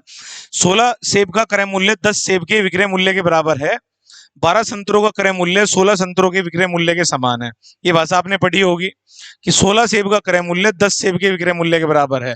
इसको ऐसे लिखते हैं बच्चों कि 16 का सीपी किसके बराबर है, 10 सेब के विक्रय मूल्य, 10 के एसपी, एसपी बोलते हैं सेलिंग प्राइस को, और सीपी बोलते हैं कॉस्ट प्राइस को, क्रय मूल्य विक्रय मूल्य। तो यहां से रेशियो आ जाता है मेरे भाई, कैसे, 2 × 16 2 × 5 10। देखो जो अपने साथ रहता है वो किसी और का है, यहाँ ध्यान रखना है ऐसे, अगर गुना में हो, मान लो जो इसके साथ है वो इसका नहीं है, वो इसका है, तो सीपी का मान 5 होगा, एसपी का मान 8। तो ये आप भाषा से ही उठा लो। अब 3 भाषाएं दे रखी है ऐसी, 12 संतरों का भी दे रखा है 16 के बराबर, और आम का दे रखा है 6 का 4 आम के। तो क्या करोगे आप, सीपी एसपी के अनुपात लिख लो सबके लिए, कि आपको क्रय मूल्य और विक्रय मूल्य के क्या क्या अनुपात दे रखे हैं, क्या क्या चीजें हैं। एक तो एप्पल है, तो मैंने लिख लिया एप्पल, दूसरा क्या है आपका ऑरेंज, और तीसरा क्या है मैंगो। ठीक है, एप्पल, ऑरेंज और मैंगो। और सीपीएसपी कैसे उठाएंगे, पहली बात तो ये एप्पल के लिए थी, तो एप्पल के लिए क्या उठा लेंगे, सीपी 5 और एसपी 8। दूसरी भाषा किसके लिए है, 12 संतरों का क्रय मूल्य 16 के। तो बताओ कैसे बताया था मैंने अभी, 12 संतरों का क्रय मूल्य 16 संतरों के विक्रय मूल्य के बराबर है। 2 छिक 12, 2 अट्ठे 16, तो सीपी 8 और एसपी 6, और काट दो 3 4, 2 से और कट गया ना। तो सीपी के लिए लिख लो 4 ऑरेंज का और एसपी का 3, यानी कि एक एक का वैल्यू आ गई, एक की खरीद और एक की बेच, कि एक एप्पल हमने 5 में खरीदा 8 में बेचा। ठीक है, अब आ गई बात मैंगो की। मैंगो में क्या दे रखा है मेरे भाई, 6 आम का क्रय मूल्य 4 आम के विक्रय मूल्य के बराबर है, यानी कि सीपी तो लिख लोगे 4 और एसपी लिख लोगे 6। उल्टा उठा दिया मैंने, उधर वाला मान सीपी के लिए, इधर वाला मान एसपी के लिए, तो डायरेक्ट ये मैंगो के लिए आ गया, ऑरेंज के लिए। तो अनुपात कितने का आ गया मेरे भाई, 2 और 3 का। अब क्या बोला है, यहां तक तो आपको डायरेक्ट बनाना था वहीं के वहीं, ठीक है, कम लिखना था। अब पढ़ो आगे, यदि एक सेब, एक संतरा और एक आम के क्रय मूल्य का अनुपात 1:1:2 है, यानी कि आपको इनके जो सीपी का अनुपात है ना, ये भी क्या बनाना है, 1:1:2 बनाना है। अगर आपको ये भी 1:1:2 बनाना है, सीपी का अनुपात कैसे बनाओगे 1:1:2, ठीक है, 1:1:2 बनाना है। तो कैसे बनाओगे 1:1:2, ध्यान दो जरा, यहाँ कितना है 5, यहाँ 4, यहाँ 2। मैंने बताया था, जब भी अभी बताया था, जो एक सवाल कराया था मिक्सचर का, अगर ये वैल्यूज आपको 1:1:2 बनानी, पहले बराबर करो। बराबर कैसे करोगे, इस 4 की तो ऊपर गुणा लगा दो, इस 5 की नीचे गुणा लगा दो, तो कितना हो गया 5 चौक 20, 5 चौक 20, ये भी 20, ये भी 20, बन गया 1:1 का अनुपात। नीचे कितने का बनाना, 2 का। तो अगर ये 20, ये 20, तो ये 40 होना चाहिए। 40 होने के लिए कितने गुणा मार दो, 2 की। अब ध्यान दो, 20 20 40, 1:1:2 बन गया अनुपात। चलिए आगे क्या कह रहा है क्वेश्चन में, आगे पढ़ते हैं। तो एक सेब, 2 संतरा और 2 आम, ये कह रहा एक सेब, 2 संतरे और 2 आम बेचने पर कुल कितना लाभ होगा। लाभ कैसे निकालते हैं मेरे भाई, आपको पता होगा, लाभ परसेंट में पूछा है। लाभ परसेंट कैसे निकालोगे, क्या करते हैं, ऊपर लाभ लिखते हैं, कितना लाभ आया। लाभ कैसे निकालते हैं, प्रॉफिट एसपी में से सीपी घटाते हैं, विक्रय मूल्य में से क्रय मूल्य। अब आप मुझे बताओ, जब भी कभी अनुपात में गुणा करते हैं हम, यहाँ 4 की और यहाँ 5 की, यहाँ 20 की, तो पूरे में होगी, तो इसमें भी 4 की गुणा, अनुपात में दोनों में गुणा हुआ करे। तो यानी कि अब नए मान देखो आप, सीपी एसपी के क्या आ गए। अब आप बताओ सीपी कितना आ गया, 5 चौक 20, 8 चौक 32, यहाँ बताओ 5 चौक 20, 3 पंजे 15, यहाँ बताओ 20 दूनी 40 और 20 तीय 60। अब ध्यान दो, 1:1:2 बन रहा नहीं। अब बताओ, पहले केस में मुझे प्रॉफिट कितने का हुआ, 12 का, लेकिन कितने एप्पल पे, 1 पे। तो पहला प्रॉफिट मैंने लिख लिया, 20 की चीज 32 में गई, 12 का लाभ हुआ। दूसरे केस में एक ऑरेंज पे मुझे कितने का लाभ है, ओ हानि हो रही है, लॉस हो रहा है 5 का, -5, 5 कम है ना, तो -5 है, लेकिन ये कितने पे है, एक ऑरेंज पे, और सवाल में कितने हैं, 2। तो आप भी कितने ऑरेंज ले लेंगे, 2। आगे बताओ, ये फिर से मुझे प्रॉफिट कितने का है, 20 का, लेकिन कितने पे, एक मैंगो पे, कितने चाहिए, 2, ये ले भाई।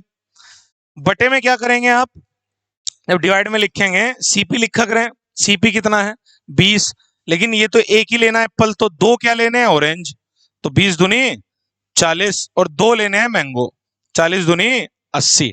मैं फिर से बता रहा हूं मेरे भाई, प्रॉफिट परसेंट कैसे निकालते हैं। ऊपर ये सारा मैंने लिख लिया प्रॉफिट और लॉस, जो भी मुझे प्रॉफिट हो रहा है। नीचे मैंने लिख लिया जो भी मेरा सीपी है।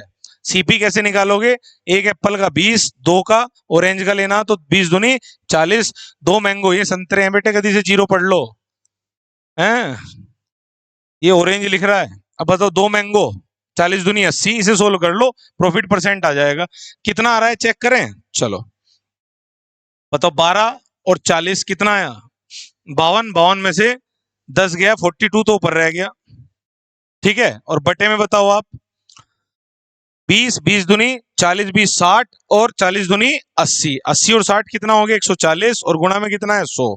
आप बताओ, 14 3 42, 3 दाई 30। देखो ऑप्शन में 30% प्रॉफिट है क्या कहीं, तगड़ा सवाल है मेरे भाई। कॉन्सेप्ट अच्छे हैं तो ये तगड़े सवाल भी जरा सी देर में हो जाएंगे। ठीक है, चलिए आप स्क्रीनशॉट ले लो। चलिए दोस्तों अगला क्वेश्चन पढ़ेंगे। अगला क्वेश्चन देखो किससे है, कौन से टॉपिक से है, एवरेज से, औसत से। क्या सवाल है?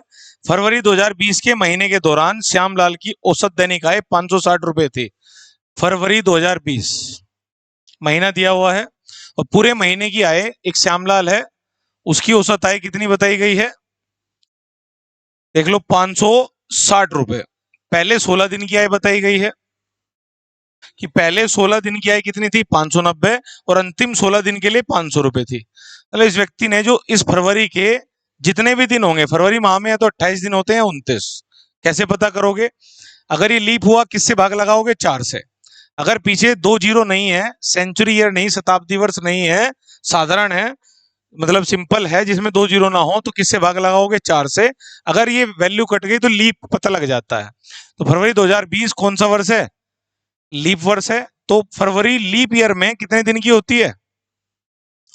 29 दिन की, 29 डेज की लीप ईयर में। ठीक है भाई, तो ये 29 दिन का महीना है और इसमें आपको पहले 16 दिन, फर्स्ट 16 डेज बता रखे हैं कि पहले 16 दिन कितना कमाया मेरे भाई ने? 590, और अंतिम 16 दिन कितना कमाया? 500 रुपए। ये दो आंकड़े आपको दे रखे हैं। ऐसे आपने काफी सवाल किए होंगे मेरे भाई, ये भी इस तरह के भी सवाल आते हैं कि पहले 15-16 विद्यार्थी, फिर अंतिम 16 विद्यार्थी और टोटल विद्यार्थी बता देता है या नहीं बता। यहाँ आपको समझना था कि 29 दिन है टोटल फरवरी में, इसमें 16-16 दिन, तो कौन से 3 दिन ऐसे हैं क्यों 16-16 32 बन रहा है? तो 3 दिन की बात पूछेगा आपसे। क्या पूछा है? देखो पूछा है 14, 15 और 16 फरवरी के लिए उसकी औसत आय क्या थी। वो 3 दिन 14, 15, 16 दे रखे हैं आपको, 14, 15, 16 फरवरी, जिसके बारे में आपको औसत आय पूछी इन 3 दिनों की। तो आपने बहुत सारे सवाल किए होंगे बच्चों ऐसे। तो क्या करना होता है, देखो ध्यान से। एक एवरेज हमें पता है कितना है, 560। कैसे अटेम्प्ट कैसे करना है ऐसे क्वेश्चंस को? तो इसमें 16-16 32 दिन का आंकड़ा दे रखा है, या तो क्या करो आप, इन 16 दिन की इसमें गुणा, इसकी इसमें, इन्हें माइनस कर दो, 3 दिन की बात आ जाएगी निकल के। कौन कौन से 3 दिन है? 14, 15, 16। तो एक सम आएगा, योग आएगा, उसको औसत बनाना होता है। या आप क्या करो, डिविएशन मेथड लगा दो कि 560 से 590 कितने एक्स्ट्रा? 30 एक्स्ट्रा कमाता था कितने दिन तक? 16 दिन तक। फिर यहाँ 60 कम कमाए हैं कितने दिन तक? 16 दिन तक। तो आपको क्या करना है, डिविएशन देख लेना है कितने का हुआ। तो देखो 16 गुना 30 प्लस में है और माइनस 16 गुना 60 है, तो कुल मिला के पहले 16 दिन और बाद के 16 दिन में अंतर कितने का आया? तो ये कितने का आ रहा है? 16 × 48 480, या 16 कॉमन ले लो और 60 में से 30, 30 में 60 घटा लो, माइनस 480 का डिविएशन आया है। 480 रुपए कम आए हैं बाद के 16 दिन में। तो ये डिविएशन जो आया है किस वजह से आ रहा है मेरे भाई? इसको क्या करते हैं हम लोग, तो इन 3 दिनों को पूर्ति करनी है। कैसे करोगे? तो 560 औसत था, 480 का डिविएशन है, कितनों में बांट दो? इन 3 में। तो डायरेक्ट औसत आ जाएगा इन 3 दिनों का, कारण इन तीनों दिन 560 560 560 होना चाहिए था, लेकिन 480 का डिविएशन हल कर दो, कितना आया? 16 × 48 160। तो औसत ही आ जाएगा डायरेक्ट इन 3 दिनों का, कितना आएगा? 400। तो कैसे करना होता है समझ में आई बात? है ऑप्शन में 400। चलिए आप स्क्रीनशॉट ले लो। चलिए दोस्तों नेक्स्ट क्वेश्चन स्टार्ट करते हैं। क्वेश्चन आपका बार से है, ठीक है। ये जो आवर्ती दशमलव होता है ना, रिपीटिंग डेसिमल, उसका क्वेश्चन है, सिंप्लीफिकेशन का है। एक्स अलग से दे रखा है और वाई अलग से, और आपसे पूछा है एक्स गुना वाई। चलिए सोल्व करते हैं। ट्रिक जानिए डायरेक्ट क्या है।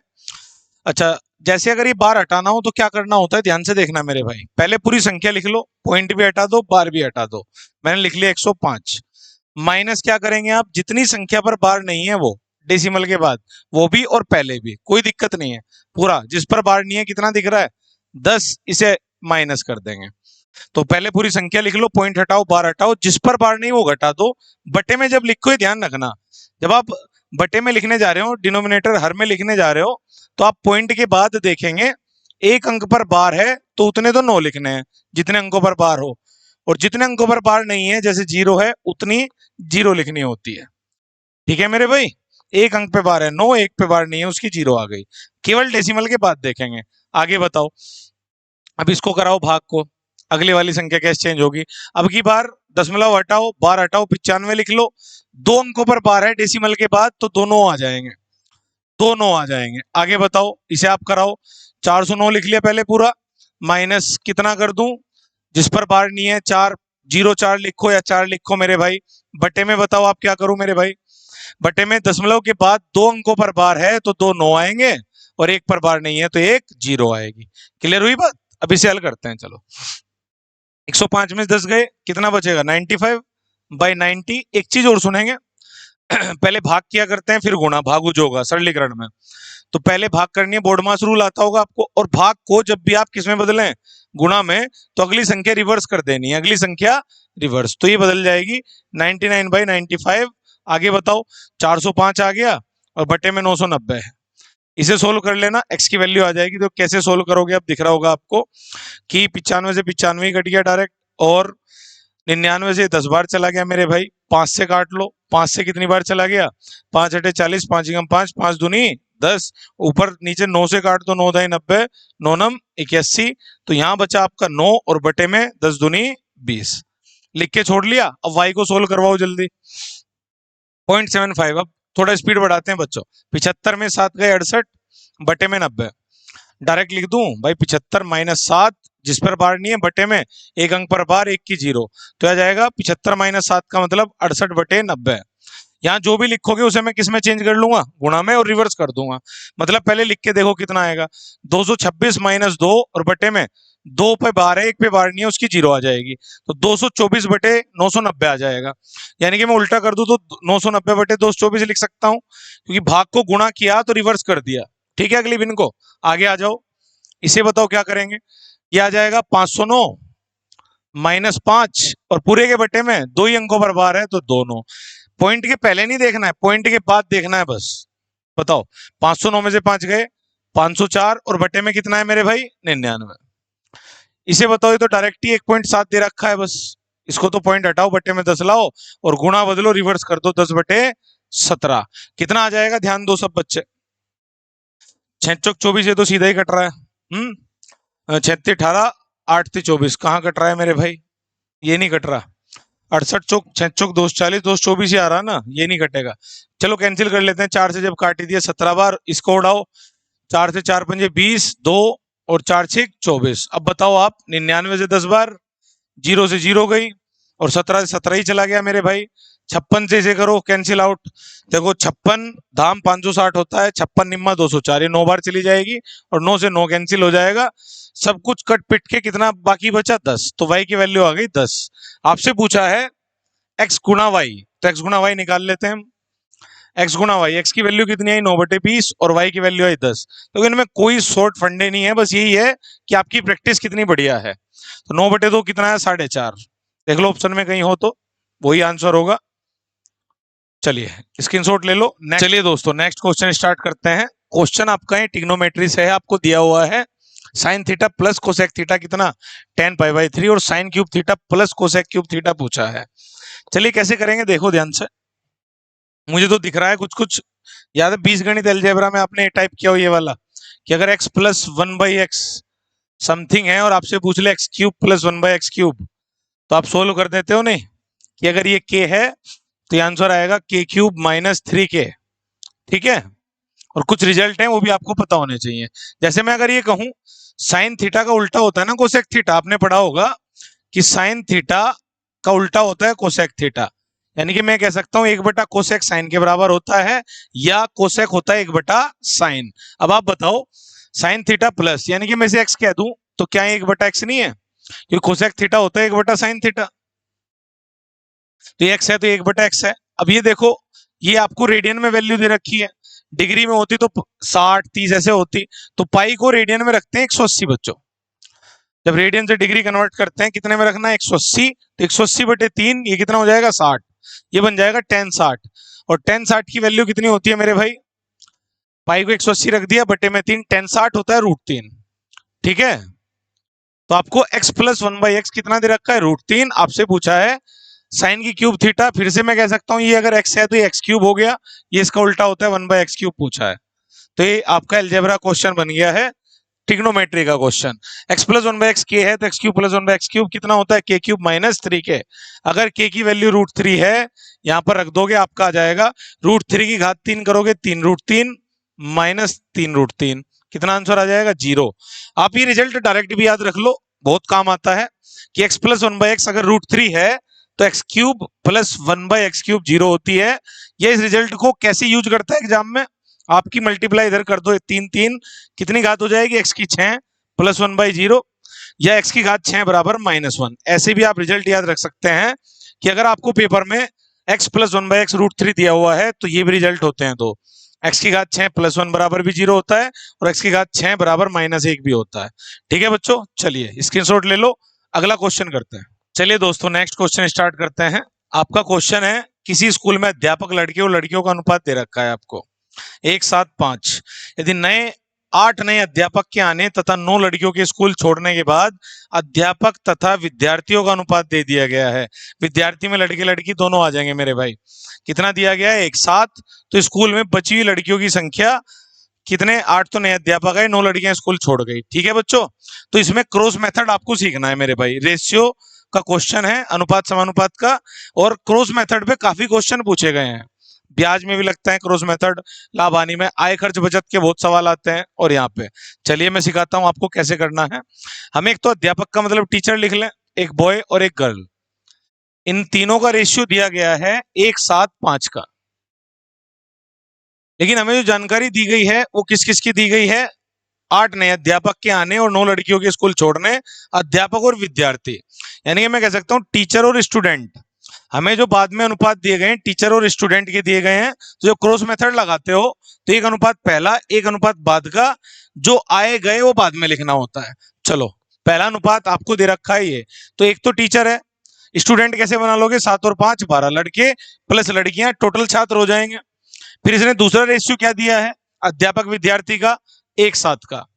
ठीक है मेरे भाई, फिर जानकारी क्या दे रखी है, 8 नए अध्यापक आए हैं, 9 लड़कियां छोड़ के गई हैं, जाएंगी तो किस में से ही, स्टूडेंट में से ही। तो जो नए अध्यापक आए हैं 8 आए हैं, प्लस में लिख लिया, 9 लड़कियां छोड़ने गई, छोड़ के चली गई, माइनस में लिख लिया। ठीक है, अब ध्यान दो क्रॉस मेथड क्या है। वैसे तो x मान के कर सकते हो आप, ऊपर x लगा लो, उसमें 8 और -9 करके साइड में अनुपात ले लो। x से ना करके डायरेक्ट भी कर सकते हो। यहाँ आप क्रॉस कर दो, ऊपर दोनों की तिरछी गुणा का अंतर लिखना है, 7 एकम 7 12 एकम 12, तो 12 में से कितना हटा लेंगे 7, कितना बचा मेरे भाई 5। तो ऊपर क्रॉस करो डिफरेंस लिख लो, नीचे भी ऐसे ही क्रॉस करो डिफरेंस लिख लो। लेकिन अब डिफरेंस करोगे ध्यान दो, 8 7 56 और माइनस का 9 और माइनस माइनस माइनस क्या हो जाएगा प्लस। तो अगर यहाँ अपोजिट है ना, यहाँ कुछ आ रहे कुछ जा रहे, तो नीचे प्लस होता है। बताओ, तो 8 7 56 आएगा और 9 आएगा, 56 और 9 कितना हो जाएगा मेरे भाई 65। प्लस क्यों हुआ समझ गए, क्योंकि एक +8 है, माइनस है, माइनस माइनस प्लस हो जाएगा। तो 5 का मान 65 है, तो 1 का मान कितना आ गया मेरे भाई 13। जो भी 1 की वैल्यू आएगी आप पहले वाले अनुपात में लगा दोगे, तो पहले जो भी थे सब निकल के आ जाएंगे। कि पहले टीचर कितने थे स्कूल में 13, स्टूडेंट कितने थे 13 × 12 कितने आ गए 156। अब आपको विद्यार्थी पता लग गए कितने आ गए, स्टार्टिंग में 156 थे, और अब आपको इन विद्यार्थियों को भी किसमें बांट लेना, बॉय और गर्ल्स में, तभी तो लड़कियों की संख्या आएगी। तो पहले बांटो, स्टार्टिंग में लड़कियां कितनी थी, तो आप देखोगे 7 और 5 12 का मान कितना 156 है, तो 1 का मान 13 हो जाएगा। अगर 1 की वैल्यू 13 है तो लड़कियां कितनी थी 13 पंजे 65, 5 की वैल्यू 65 आई, 13 गुणा है बच्चों। ठीक है, हमने 1 के मान 13 आया, 5 का 13 65, यानी कि शुरुआत में लड़कियां 65 थी और कितनी छोड़कर गई हैं 9, तो कितनी बचेंगी मेरे भाई फिलहाल 65 में से 9 हटा दो 56। आपसे क्या पूछा है सवाल में कि बची हुई लड़कियों की संख्या, तो आपका आंसर कितना हो जाएगा 56। चलिए स्क्रीनशॉट ले लो जल्दी से। चलिए अगला क्वेश्चन स्टार्ट करते हैं बच्चों। किससे संबंधित क्वेश्चन है, सर्कल से, यानी कि ज्योमेट्री से रिलेटेड है। ए बी केंद्र O वाले वृत्त के लघु वृत्तखंड में एक जीवा है।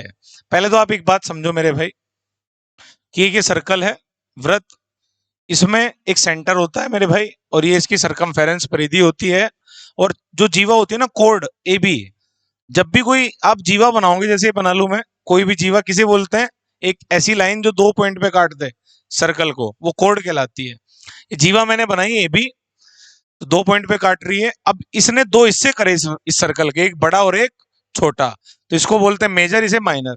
और ये होता है चाप, आर्क, जितना हिस्सा इसने सर्किल पे सरकमफेरेंस पे काटा इसे बोलते हैं चाप, आर्क। अब आपसे क्या पूछा है लघु चाप ए और बी के बीच, लघु चाप इसी बोलेंगे छोटे वाले को, ए और बी के बीच एक बिंदु सी है, हमने बना लिया मेरे भाई एक बिंदु सी।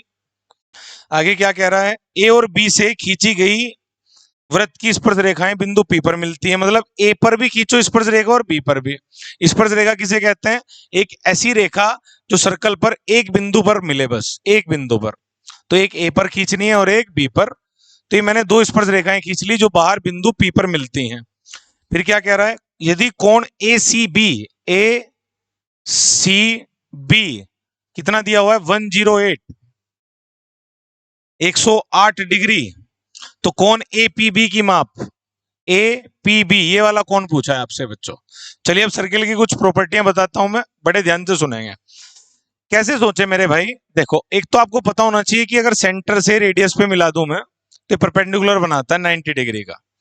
सेंटर से जो रेडियस बनाऊं वो टेंजेंट पे परपेंडिकुलर 90 डिग्री बनाती है।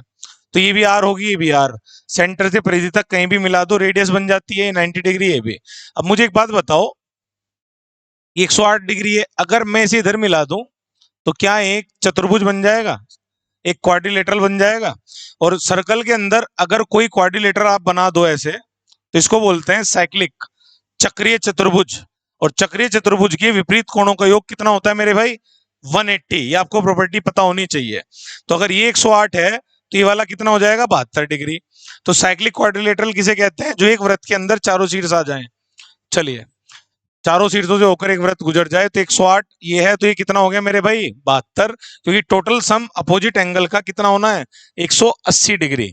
अगर ये 72 है, आपने एक और चीज सुनी होगी कि अगर ये एक जीवा है तो ये सेंटर है और ये हो गया परिधि पर, कि जीवा द्वारा परिधि पर बनाए कोण का डबल होता है सेंटर पर। तो ये कितना हो जाएगा 72 का डबल 144 डिग्री। अब ये प्रॉपर्टी क्या है, देखो कि एक जीवा केंद्र पर जो कोण बनाएगी, इधर कहीं भी बना ले, अगर ये थीटा है ना परिधि पर, तो ये 2 थीटा होगा सेंटर पे, कहीं भी परिधि पे कहीं भी मिला दो थीटा है तो सेंटर पे 2 थीटा होगा। तो अगर ये 72 है तो ये 144 होगा। अब आप बताओ, आपसे पूछा क्या है, ये वाला एंगल। अब ध्यान दो, मैंने बताया कि जो रेडियस है कितने का परपेंडिकुलर बनाती है, सरकमफेरेंस। पहले ध्यान से सुनो, सेंटर से सरकमफेरेंस मिला दो रेडियस, और ये एक स्पर्श रेखा है, स्पर्श रेखा पर 90 डिग्री का एंगल बनाती है कौन, रेडियस। तो ये भी 90 हो गया। अब इसको ध्यान से देखो, एक और चतुर्भुज बन रहा है, ये 90, ये एंगल भी 90, क्योंकि ये स्पर्श रेखा है, ये रेडियस है। 90 90 हो गया, ये 144 है, तो ये एंगल बताना है। अब आप बताओ, फिर से देखो, 90 90 180, और चतुर्भुज के चारों कोणों का योग 360 होता है। ये 180 हो गया, तो 180 बचे दोनों, अगर दोनों 180 बचे, एक 144 है, तो इसे कितना होना पड़ेगा, 180 में से 144 को हटा दो, कितना बचेगा मेरे भाई 36। चलिए, यही आंसर हो गया। सारी प्रॉपर्टी याद रखें, स्क्रीनशॉट ले लो आप लोग। चलिए नेक्स्ट क्वेश्चन स्टार्ट करते हैं दोस्तों। अगला क्वेश्चन है आपका, मोम के एक घनाभाकार ठोस एक क्यूबॉइड दे दिया गया है, ब्लॉक के 3 आसन फलकों, 3 एडजेसेंट फेसेस दिए गए हैं, जिनका क्षेत्रफल दे दिया गया क्रम से 216, 96, 144। इसे पिघलाकर समान आकार वाले 8 घन बनाए गए हैं। आपको पता है, अगर पिघलाकर बनाता है तो आयतन बराबर रखते हैं हम लोग, उन 8 का आयतन और जिसे पिघलाकर बना रहे हैं बड़े का आयतन आप बराबर कर देंगे। आगे क्या कह रहा है, ऐसे 3 घनों का पार्श्व पृष्ठीय क्षेत्रफल, बहुत ध्यान से सुनेंगे भाई, लेटरल सरफेस एरिया पूछा गया है। पहले आप ध्यान से सुनो, घनाभ से घन बनाए गए हैं, ठीक है। आपको वॉल्यूम आना चाहिए। घनाभ क्या होता है, जिसमें लंबाई चौड़ाई ऊंचाई हो, तो लेंथ ब्रेड्थ एंड हाइट हो, तो ये हो जाएगा वॉल्यूम LBH, ठीक है। और अगर यही आपका क्यूब हो तो उसकी हर एक साइड बराबर होती है, ऐसे हर एक साइड बराबर होती है, तो यहां होता है A क्यूब हो जाता है, ठीक है बच्चों। अब ध्यान से सुनेंगे, एडजेसेंट फेसेस किसे बोलते हैं, ये और ये, जो साथ में 3 फलक जुड़ी हुई हैं, दिख रही है तीनों, जो आपको 3 दिखाई दे रही हैं, तीनों एक दूसरे से जुड़ी हुई हैं, इन्हीं को एडजेसेंट फेसेस बोलते हैं। अगर इनका एरिया दे दिया जाए A1 A2 A3, और ये क्यूबॉइड हो LBH, लंबाई चौड़ाई और ऊंचाई, तो डायरेक्ट वॉल्यूम कैसे निकालते हैं, डायरेक्ट याद रखो कि जो वॉल्यूम निकालना है, अगर एडजेसेंट फेसेस का एरिया दे रखा है, आसन फलकों का क्षेत्रफल, तो आप तीनों की मल्टीप्लाई कर देना और रूट लगा देना, ये आपको डायरेक्ट याद होना चाहिए।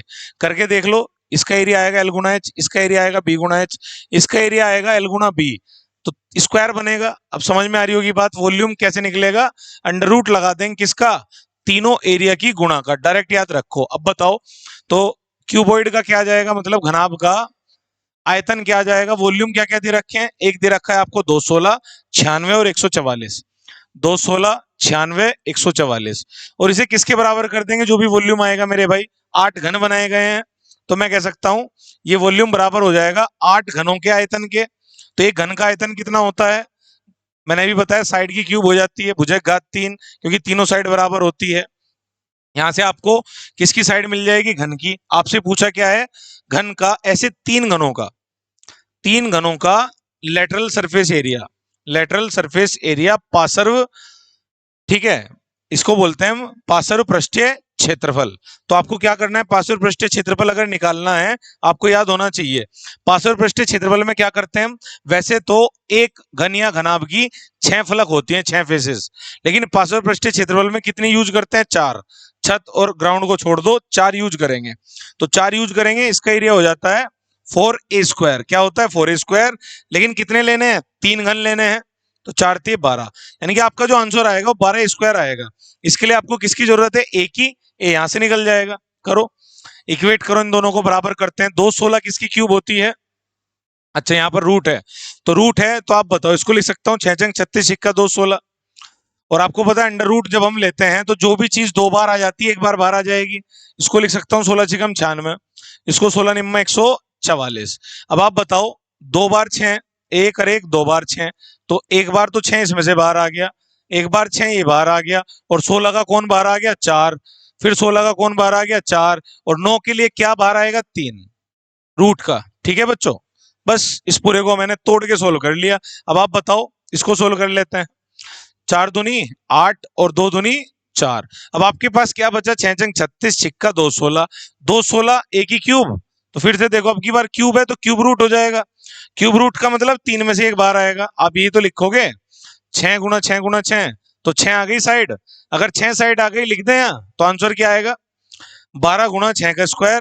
तो आपको यहाँ 2 फॉर्मूले याद रखने, 2 क्या 3 मेरे भाई, एक तो वॉल्यूम, अगर लेटरल सरफेस एरिया दे रखा, तीनों की गुणा मारो रूट लगा दो, दूसरा आपको किसका वॉल्यूम याद होना चाहिए, घन का और घनाभ का। ठीक है मेरे भाई, आंसर क्या आ गया बोलो, 36 गुना 12, 36 गुना 12 करोगे 12 6 72, 7 12 3 36 और 7 43, देखो ऑप्शन में 432 है क्या, और इसका स्क्रीनशॉट ले लेंगे आप लोग।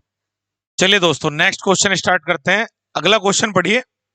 एक चीज और बता दूं मैं आप लोगों को बच्चों, कोई भी वनडे एग्जाम आपका, वो सीजीएल मेंस हो, सीएचएसएल हो, सीपीओ एमटीएस हो, या एनी स्टेट एग्जाम का एसआई का हो, ठीक है, या सी सेट हो, आप लोग ये वीडियो जरूर शेयर करें सब बच्चों के लिए, बहुत फायदा पहुंचाएंगे मेरे भाई। ठीक है, चलिए क्वेश्चन पढ़िए। पी और क्यू दो शहर हैं, एक व्यक्ति 50 किलोमीटर प्रति घंटे की औसत गति से पी से क्यू तक गाड़ी चलाता है, यह क्यू पर 4 घंटे रुकता है। भाई पी और क्यू दो शहर हैं, यहां से यहां जा रहा है, क्यू पर जाने पर ये 4 घंटे रुकता भी है मेरे भाई, यहाँ पड़ा हुआ है 4 घंटे स्टे मार रहा है। आगे वह क्यू पर 4 घंटे के लिए रुकता है और फिर उसी मार्ग का अनुसरण करते हुए 40 किलोमीटर प्रति घंटा, यानी कि गया था 50 से आया 40 से, उसी मार्ग पर 40 किलोमीटर प्रति घंटा, 50 से गया 40 से वापस आ रहा मेरे भाई, बेगी बिल्ली बन गया है। आगे क्या कह रहा है, औसत गति से पी पर वापस आता है, वह पूरी यात्रा में 22 घंटे लेता है, टोटल घंटे उसे लगे 22 मेरे भाई, आने के और जाने के, तो हमें कुल समय दे दिया गया है 22 घंटे का। आपसे क्या पूछा है जरा पढ़ो, आपसे पूछा है उसकी औसत गति किलोमीटर प्रति घंटा में दशमलव के 2 स्थानों तक क्या है। पहले बताओ औसत चाल निकालनी है, एवरेज स्पीड निकालनी है, औसत चाल होती है कुल दूरी बटे कुल समय। अब डिस्टेंस हमें पता नहीं मेरे भाई कितनी है, और टोटल टाइम पता है, बस यात्रा का ये भी नहीं पता, जाने का समय पता और आने का तो अब तक सवाल हो जाता, तो निकाल लेंगे। आप बताओ जितनी भी डिस्टेंस है, गया भी इतनी आया भी इतना ही, तो डिस्टेंस फिक्स है। अगर डिस्टेंस फिक्स है तो बताया था भी मैंने, अगर डिस्टेंस फिक्स है तो स्पीड का उल्टा हो जाता है आपका टाइम। तो बताओ स्पीड क्या क्या दे रखी है, डिस्टेंस फिक्स है तो स्पीड और टाइम का रेशियो रिवर्स होता है, चाल और समय का अनुपात उल्टा होता है। चाल क्या क्या दे रखी है, जाते समय 50, आते समय 40, तो आपकी जो टाइम हो जाएगा 40 50, यानी कि रेशियो ले लो तो 4 और 5 का। अभी एक चीज और ध्यान दो, जो 4 घंटे वहां पर रुका, ये जो आप करते हो ना फिक्स, इसमें वो 4 घंटे ऐड नहीं होंगे। क्यों? वो तो रुकने के हैं, ये चलने वाले हैं। गया और आया, तो आप पहले कितने घंटे हटा लेंगे? 4। तो 22 में 4 हटे, तो टोटल टाइम लगा मुझे 18 घंटे चलते हुए। गया और आया, रुकने का समय हटा लिया। और यहाँ कितना लग रहा है? 4 और 5 9। 9 का मान कितने घंटे हो गया? 18, यानी कि 2 गुना हो रहा है। तो हम कहते हैं जाते समय मुझे लगे 4 दूनी 8 घंटे, और आते समय मुझे लगे 5 दूनी 10 घंटे। बोल सकता हूं ये बात, क्योंकि 9 का मान 18 है, तो 4 का मान 8 और 5 का मान 10। अब मुझे बताओ जाते समय किस चाल से गया मैं? 50 से। आते समय 40। अब मुझे एक बात बताओ, औसत चाल किसे बोलते हैं? Average speed. तो एवरेज स्पीड निकालनी है आपको। आप कहते हो कुल दूरी बटे कुल समय। कुल दूरी कैसे लाओगे मेरे भाई? कितने की चाल से गया मैं? 50 से। कितने घंटे चला? जाते समय 8। तो आपको पता है, चाल पता है, समय पता है, दूरी बराबर चाल गुणा समय, तो 50 गुणा 8 कर देंगे, ये दूरी हो गई। दूसरा, आप बताओ दूसरी चाल आते समय 40 की है, कितने गुणा मार देंगे? 10 की। तो 40 गुणा 10 हो गई, और बटे में टोटल टाइम। अब टोटल टाइम ध्यान से सुनो, जब आप एवरेज स्पीड निकाल रहे हो, तो यहाँ टोटल टाइम दिया हुआ है कितना? 22 घंटे। अब पूरे 22 लोग हैं, ये ध्यान रखना है बस, कि जब आपने स्पीड और टाइम का रेशियो करा था, वहां पर आप केवल कौन सा लेते हो? चलते हुए टाइम। और जब औसत चाल निकालते हो, फिर टोटल समय लेते हो, कितना भी हो, रुकने का, चलने का, सब। बता मेरे भाई क्या आ गया? तो 8 में 40, 400 आ गया। फिर 400 आ गया, बटे में 22 है। 800 बटे 22 का मतलब ये आ जाएगा 400 बटे 11। अब आप बताओ 400 बटे 11 आंसर कितना आएगा? 11 तिये 33, यानी कि 7 70, 11 छिक 66, 3 30 और 40, 11 3 33, यानी कि 4 बटे 11 है ना कुल मिला के, तो 36.36 किलोमीटर प्रति घंटा। देखो है क्या कोई ऑप्शन? समझ में आ गई पूरी बात? चलिए स्क्रीनशॉट ले लो।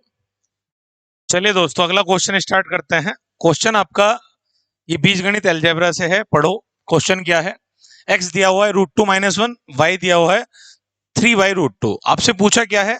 x - 2y + 1, x² + 4y² + 2y + 2xy + 2x + 1 की वैल्यू बतानी है। मेरे भाई डायरेक्ट वैल्यू पुट तो कर नहीं सकते, तो कुछ ना कुछ सोचना पड़ेगा, इसलिए क्वेश्चन दिया गया है। फॉर्मूला बेस्ड क्वेश्चन होते हैं। ट्राई करो कौन सा फॉर्मूला दिख रहा है भाई। पहले किसका स्क्वायर हो रहा है? x का। 2y का भी स्क्वायर दिख रहा है, साथ में x और y की मल्टीप्लाई भी दिख रही है, ठीक है, और साथ में 1 भी दिख रहा है बाद में, और एक्स्ट्रा 2x भी दिख रहा है। तो इसको अगर देखा जाए, तो x के साथ अगर मैं 1 को ले लूं, देखो ध्यान से, x + 1 और -2y अलग कर लूं, और इसको तो a कह दूं, और इसको कह दूं b। अब बताओ ये a - b लिख रहा है पहले, तो आगे क्या बन सकता है? अगर ये -b है, तो घात 3 का आपने पढ़ा ना, a³ - b³। ट्राई करके देखते हैं, तभी आता है बाहर a-b। तो a-b आ रहा है, आगे क्या आता है? a² + b² + ab आना चाहिए कि नहीं? चलो ट्राई करते हैं अब सारा।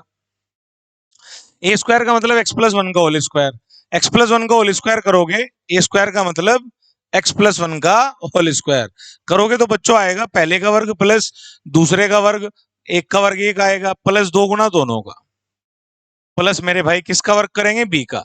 b क्या है? 2y। तो 2y का वर्ग करोगे 4y² हो जाएगा, प्लस दोनों की गुणा मारनी, a गुणा b, a गुणा b। तो पहले तो 2y की गुणा x में होगी, तो 2xy आएगा। फिर 2y की गुणा 1 में होगी, तो 2y आएगा। जरा नोटिस करो, क्या ये a³ - b³ है क्या? a - b² + b² + ab। देखते हैं, मैच कराते हैं। x² + 1 x² + 1 है, 2x है 2x है, आगे देखो 4y² है 4y² है, 2xy है 2xy है, और 2y है 2y है। देखो मुझे यहां से ये दिख रहा था x² + 2x + 1, कि x + 1 का होल स्क्वायर बन रहा है, तो इसलिए दिमाग में आ रहा था कि x + 1 को अलग कर लो यहां से, ठीक है। चलो अब बताओ, a³ - b³ का पूरा फॉर्मूला है, तो इसे लिख सकते हैं हम लोग a³ - b³। a हमने किसे माना है? x + 1 को, तो ये बन गया x + 1 का होल क्यूब माइनस b³ का मतलब 2y, तो 2y की होल क्यूब। तो इस पूरी भाषा को मैं केवल ये लिख सकता हूं, ax + 1 का होल क्यूब माइनस 2y का होल क्यूब। अब मुझे बताओ आप, x कितना दे रखा है? √2 - 1 रख दूं, तो ये आएगा √2 - 1 + 1 का होल क्यूब, -2 × y कितना दिया हुआ है मेरे भाई? 3/√2। इसका भी होल क्यूब करना है। अब बताओ √2 से 2 कितनी बार कैंसिल आउट होगा? √2 बार। कैसे भाई, 2 का मतलब √2 इंटू √2 लिख सकता हूं ना मेरे भाई। तो एक √2 कट जाएगा, एक रह जाएगा। अब बताओ, 1 से 1 कैंसिल आउट हो गया। √2 की होल क्यूब 3 बार गुणा करनी √2 की, कितना आ जाएगा 2√2। √2 इंटू √2 2, रेखो √2 2 √2 आ गया। माइनस यहाँ बताओ, 3 √2 की होल क्यूब करोगे तो 3 3 होती है 27 तो अलग, और 1 2 इसमें से बनेगा, 27 दूनी 54, और एक √2 साथ में चिपकेगा, क्योंकि इसके घात 3 का मतलब √2 की भी है और 3 की भी है। √2 की 3 तो 2 √2 आएगा, और 3 की 3 27, 27 दूनी 54 √2 घटा दो। तो 54 √2 जब बड़ा मान है और 2 √2 घटाना है तो -52 √2 बचेगा। माइनस इसलिए बढ़ेगा, चिन्ह आ जाएगा। चेक करो ऑप्शन में है क्या कहीं। चलिए नेक्स्ट स्क्रीनशॉट ले लो आप। चलिए दोस्तों, अगला क्वेश्चन स्टार्ट करते हैं। क्वेश्चन है आपका, यदि 5 अंकों की संख्या 699AB 11 और 21 दोनों से विभाज्य है वो, तो 3A-2B का मान कितना होगा। ये आपका नंबर सिस्टम से क्वेश्चन है। पहले आप मुझे एक बात बताओ, अगर एक संख्या 2 3 5 से कटती है, 2 से भी, 3 से भी और 5 से भी, ये बात पता है आपको, 2 3 6 5 30 से कैंसिल आउट होगी। और ये सवाल 2 बार पूछा जा चुका है बच्चों मेंस में, जो हम करने जा रहे हैं, इसी का पैटर्न है। बताओ, 11 व 21 दोनों से कटनी चाहिए, इसका मतलब इसके पास क्या छिपा हुआ है, 3 और 7। 21 का मतलब 3 से भी कटेगी और 7 से भी, और 7 7 किससे कटनी, 11 से। और आपको पता है 3 7 11, यानी कि इन तीनों की गुणा से संख्या कटेगी। 3 7 11 की गुणा कितनी आएगी, 21 गुणा 11 करोगे 231 आ जाएगा। कितना आ गया। तो ये संख्या किससे कटनी चाहिए, 231 से, अगर तीनों से कट रही है। बस पता करते हैं। अब देखो, दो दो तरीके से कर सकते हो, पहले बता देता हूं। देखो क्या सवाल है, पहले बताओ। 699AB लिखा हुआ है और किससे कटना है, 231 से, और आपसे बाद में पूछा है 3A-2B। क्या पूछा है, 3A-2B पूछा है मेरे भाई। पहले तो A और B निकालेंगे तभी तो 3A-2B निकलेगा। कैसे निकालना है, ध्यान से सुनो। जब भी ऐसा क्वेश्चन आए और किससे काटना है, 231 से, मतलब 231 से कटने वाली 69,900 के समथिंग आपको संख्या देखनी है। तो आप दो तरीके से कर सकते हो। पहला तरीका तो आप यहां पर 2 जीरो चिपका लो और किससे भाग कर लो, 231 से। तो जो भी शेष बचेगा उसे कितना बना देना, 231। तो इससे ऊपर जो भी जोड़ना होगा जोड़ करके आ जाएगी संख्या। चलिए चेक करते हैं। 231 से किस पर चलानी, 699 पर। 23 थी 69, 3 बार चल गई, 3 एकम 3 और 23 थी 69। बच्चों क्या किया करो, 23 है 69 है, 231 आपको आइडिया नहीं, ऐसे आइडिया लगा लिया करो। 23 थी 69, कितना बचा 6, 600। अब 231 23 थी 69 ज्यादा हो जाएगा तो कितनी बार चला दो, 2 बार। 231 दूनी 462 आ जाएगा मेरे भाई। 10 में से 2 गए 8, और 9 में से 6 गए 3, और 5 में 4 गए 1, 138 बचा। बहुत से बच्चे गलती करेंगे, 138 इसमें से घटा देंगे।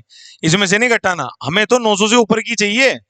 तो ये पूरी कट जानी चाहिए, तभी तो इसके पास की संख्या पता लगेगी जो किससे कट जाएगी, 231 से। पूरा कटना है तो अगर यहाँ 231 होता तो कट जाती नहीं।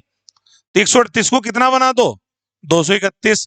कितने की आवश्यकता है, देखो ध्यान से, अगर 100 दे दूं 238 हो जाएगा। 7 कम चाहिए तो कितने की आवश्यकता है, 93 की। 138 को 231 बनाना, 93 की आवश्यकता है, तो इसे 93 अगर दे दूं तो इसी दे दूं संख्या को, कट जाएगी। तो बस आपका आंसर देखो अब आ जाएगा 699, 93 जोड़ दो तो यही आ जाएगा। इसमें आप 93 ऐड कर दोगे तो आपकी संख्या जो आ जाएगी 69993, जो किससे कैंसिल होगी, 231 से, यानी कि ए की वैल्यू कितनी होगी 9, बी की 3 रख दो। 3 नम 27 माइनस 2 तिये 6, कितना आंसर आ जाएगा, 27 में 6 गए 21।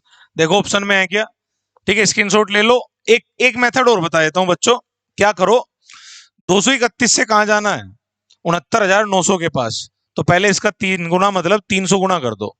ये अपने आप दिमाग लगाना है कि 231 का 69,900 के पास जाना, 300 गुना करो तो कितना आएगा, 69,300 आगे हैं। अब देखो 69,300 से आगे 600 और एक्स्ट्रा है, 900 के पास जाना है। तो 231 से ऊपर जाना है हमें। अगर मैं इसका 3 गुना करता हूं तो कितना आएगा भाई साहब, 200 3 600 आएगा, और 3 गुना कर लो आप। देखो 600 से ऊपर जाना, 3 एकम 3, 3 3 9, और 3 दूनी 6। खुद ही देखो, अगर ऐड कर दूं 3 9 6 3 9, 69,993 वो संख्या आ गई जो किससे कट जाएगी, 231 से, क्योंकि हमने मान किसकी गुणा में ढूंढे, 231 के। ऐसे भी कर सकते हो, ऐसे भी कर सकते हो, वैल्यू उठा करके कर लेना फिर। चलिए नेक्स्ट क्वेश्चन करेंगे। चलिए दोस्तों, अगला क्वेश्चन स्टार्ट करते हैं, ग्राफ का है। पढ़ देता हूं क्वेश्चन क्या है। दिया गया बार चार्ट 5 स्कूलों में लड़कों तथा लड़कियों की संख्या को दर्शाता है। ठीक है, इसमें बार ग्राफ बना रखा है, बार बना रखे हैं। ब्लू वाले बॉयज हैं और जो पिंक या रेड आपको दिखाई दे रहे होंगे वो कौन है, गर्ल्स हैं। यदि स्कूल S6 में, और स्कूल कितने हैं इसमें, S1 S2 S3 5 हैं, और S6 की बात कर रहा है, छठे की, यानी कि इन 5 से छठे पे जाना है। स्कूल S6 में लड़कों की संख्या स्कूल S1 में लड़कियों की संख्या से 30% अधिक है। ये कह रहा S1 में जितनी भी गर्ल्स हैं उनसे 30% एक्स्ट्रा आप निकाल लो, वो स्कूल S6 में बॉयज आ जाएंगे। यही तो कहा है इसने। चलो आगे क्या कह रहा है। तो स्कूल S3 तथा S4 में लड़कियों की संख्या, S3 और S4 को मिलाकर के जो भी गर्ल्स हैं इन दोनों में लड़कियों की संख्या, स्कूल S6 तथा S1 स्कूल में लड़कों की, कौन कौन से में, S6 और S1 में स्कूल में लड़कों की संख्या की कितनी प्रतिशत है। यहां से लड़के लेने हैं, यहां से लड़कियां लेनी है और आपको बताना है कितने प्रतिशत है। भाषा पढ़ लो मेरे भाई। S1 में लड़कियों की संख्या कितनी है, पहले देखो लड़कियां कौन सी है, गर्ल्स वाली 500 है S1 में। 500 पे कितना बढ़ाना है, 30%, यानी कि 130 गुना कर दो। 30% बढ़ाने का मतलब सीधा 130 गुना कर दो। 13×5 = 65, 650 लड़के आ गए कौन से स्कूल में, S6 में। ठीक है, फिर क्या कह रहा है, S3 और S4 में लड़कियां लेनी है। S3 में कितनी लड़कियां हैं, 1800। पढ़ रहे हो ना ग्राफ, देखो S3 में ऊपर पिंक वाले के ऊपर देखो 1800, और S4 में देखो आप 400 हैं लड़कियां, क्योंकि S3 और S4 की तो लड़कियां लेनी है हमें, और S6 और S1 के लड़के बताने हैं। S6 S1, S6 में हमने भी लड़के निकाले, कितने आए, 650, और S1 में कितने दे रखे हैं, 1200। ये इसका कितना प्रतिशत है, प्रतिशत कैसे निकाला करें, लड़कियां ऊपर अगली, बटे में लड़के और गुणा में 100, सीधा परसेंटेज, और कितने अंक तक, 2 स्थान तक। कैलकुलेशन करनी है बच्चों, बस लिखना आना चाहिए, स्पीड पे करना है सब कुछ, बताओ लगभग में। चलो पहले तो इसको हल कर लेते हैं, कितना आ रहा है, 1800, 400, 2200, और नीचे बन गया आपका, मैं लिख दे रहा हूं यहाँ पे 600, 1200, 1800, 1850 बन गया, और गुणा में 100 मेरे भाई। आपने कैंसिल आउट कर लिया 0 से 0 को। अब ये देखो कितना आंसर आएगा आपका, यहीं से अंदाजा लगा सकते हो। 185 कम 185, एक तो एक बार चलेगी, आगे कितना बचा मेरे भाई, 5, 90, 30, 35, 350, 18 दूनी 36, 2 बार ना चल गए, कितनी बार चलेगी, फिर से एक बार। अंदाजा लगाओ, ऑप्शन क्या क्या दे रखे हैं देखो ध्यान से, 124 है, 118, 110 है, अभी 110 भी हो सकता है। तो हमने 185, 18 एकम 18 नहीं, कभी भी नहीं, चांसेस 8 के ही बनेंगे, क्योंकि बहुत बड़ी वैल्यू बच रही है, तो आंसर 118 के आसपास आएगा। केवल कौन सा ऑप्शन सही होगा, बी। कर लो कैलकुलेशन, चलिए स्क्रीनशॉट ले लो। चलिए दोस्तों, नेक्स्ट क्वेश्चन आपका लास्ट क्वेश्चन है, टोटल 30 की सीरीज है। ऐसे ही मैं कराता रहूंगा बच्चों, थोड़ा सा टाइम लग रहा है सोल्यूशन में, क्योंकि मैं आपको डिटेल में समझा रहा हूं। अगर मुझे सोल्व करना हो तो मैं बहुत स्पीड पे कर सकता हूं, आपको सिखा रहा हूं इसलिए टाइम लग रहा है बच्चों। चलिए, ट्राइंगल एबीसी में बीसी पर डी एक ऐसा बिंदु है, ट्राइंगल बनाना है एबीसी, बना लिया भाई मेरे। आगे क्या भाषा दे रखी है, पढ़ते हैं। एबीसी पे डी बीसी पर लेना है, एक बिंदु ले लिया भाई हमने डी, और एडीबी 2 गुना है डीएसी का। पहले एडीबी पढ़ना सीखो, यहां से इसको मिला दो पहले तो ये वाला एंगल जो है ये पढ़ा जाएगा ए डी बी, जो बीच में आता है उसे पढ़ते हैं एडीबी। आगे क्या कह रहा है, 2 गुना है किसका, डी ए सी का, डी ए सी इसका ये 2 गुना है, मतलब ये x है तो ये 2x है, इतनी सी बात है भाई। वो x है तो ये 2x है। आगे क्या कह रहा है, कोण बी ए सी 70 डिग्री है। बी ए सी मतलब पूरा पढ़ा जाएगा, ये एंगल पूरा 70 डिग्री दे रखा है आपको। इसके अलावा कोण भी 56 डिग्री है, ये 56 दे रखा है। और क्या पूछा है मेरे भाई, तो कोण एडीसी की माप, एडीसी इस कोण की माप पूछी है इसकी। चलिए अब आप बताओ मुझे, अगर ये 70 डिग्री, ये 56 ही आ जाएगा। त्रिभुज के तीनों कोणों का योग 180 होता है, 70, 50, 120, 126, तो ये हो गया। 4 इसे दे दो, 54 डिग्री बच गए। मैंने क्या किया, 180 में से भाई साहब दोनों हटा दो, 126 हटा दो, कितना बचेगा, एक 54 डिग्री। अगर ये 54 है, अब ध्यान से देखो मेरे भाई, इस त्रिभुज में, इस त्रिभुज को देखो, इतने एंगल, बस इतने को। अब बताओ, ये इसका बाह्य कोण है, और आपने बाह्य कोण पढ़ रखा होगा कि इन दोनों कोणों का योग करने पर ये आ जाएगा। ठीक है, तो आपने पढ़ा होगा जो भी ये एक्सटीरियर एंगल होता है विपरीत कोणों के योग के बराबर होता है। तो x + 54 के बराबर किसको रख लेंगे 2x को, तो 54 आ गया, किसके बराबर 2x में से x गया x के बराबर, तो x की वैल्यू 54 आ गई, ये भी 54 आ गया मेरे भाई, क्लियर है, ये भी 54, ये भी 54। अब बताओ क्या बचा सवाल में, तीसरा एंगल बताना है इसमें, तो 180 में से आप इन दोनों का सम हटा देंगे, 54 प्लस 54, 108 हटा दो, कितना आ गया आंसर 72 डिग्री। ठीक है, चेक करो ऑप्शन में है क्या। चलिए स्क्रीनशॉट ले लो, आज के लिए इतना ही रखते हैं। मेरी बात को ध्यान से सुनना मेरे भाई, अगर कंपटीशन इतना ज्यादा बढ़ चुका है फिलहाल, अगर आप इस लेवल की प्रैक्टिस नहीं करोगे तो आप कंपटीशन में नहीं हो मेरे भाई। अच्छी पोस्ट अगर आपको चाहिए, अच्छी पोस्ट का मतलब सीजीएल में, सीपीओ में, या कोई भी स्टेट एसआई, क्लियर है, तो आप पढ़ के जाएं मेरे भाई, मेहनत करें और ज्यादा से ज्यादा शेयर करें, फिर से रिक्वेस्ट करता हूं। चलिए, जय हिंद।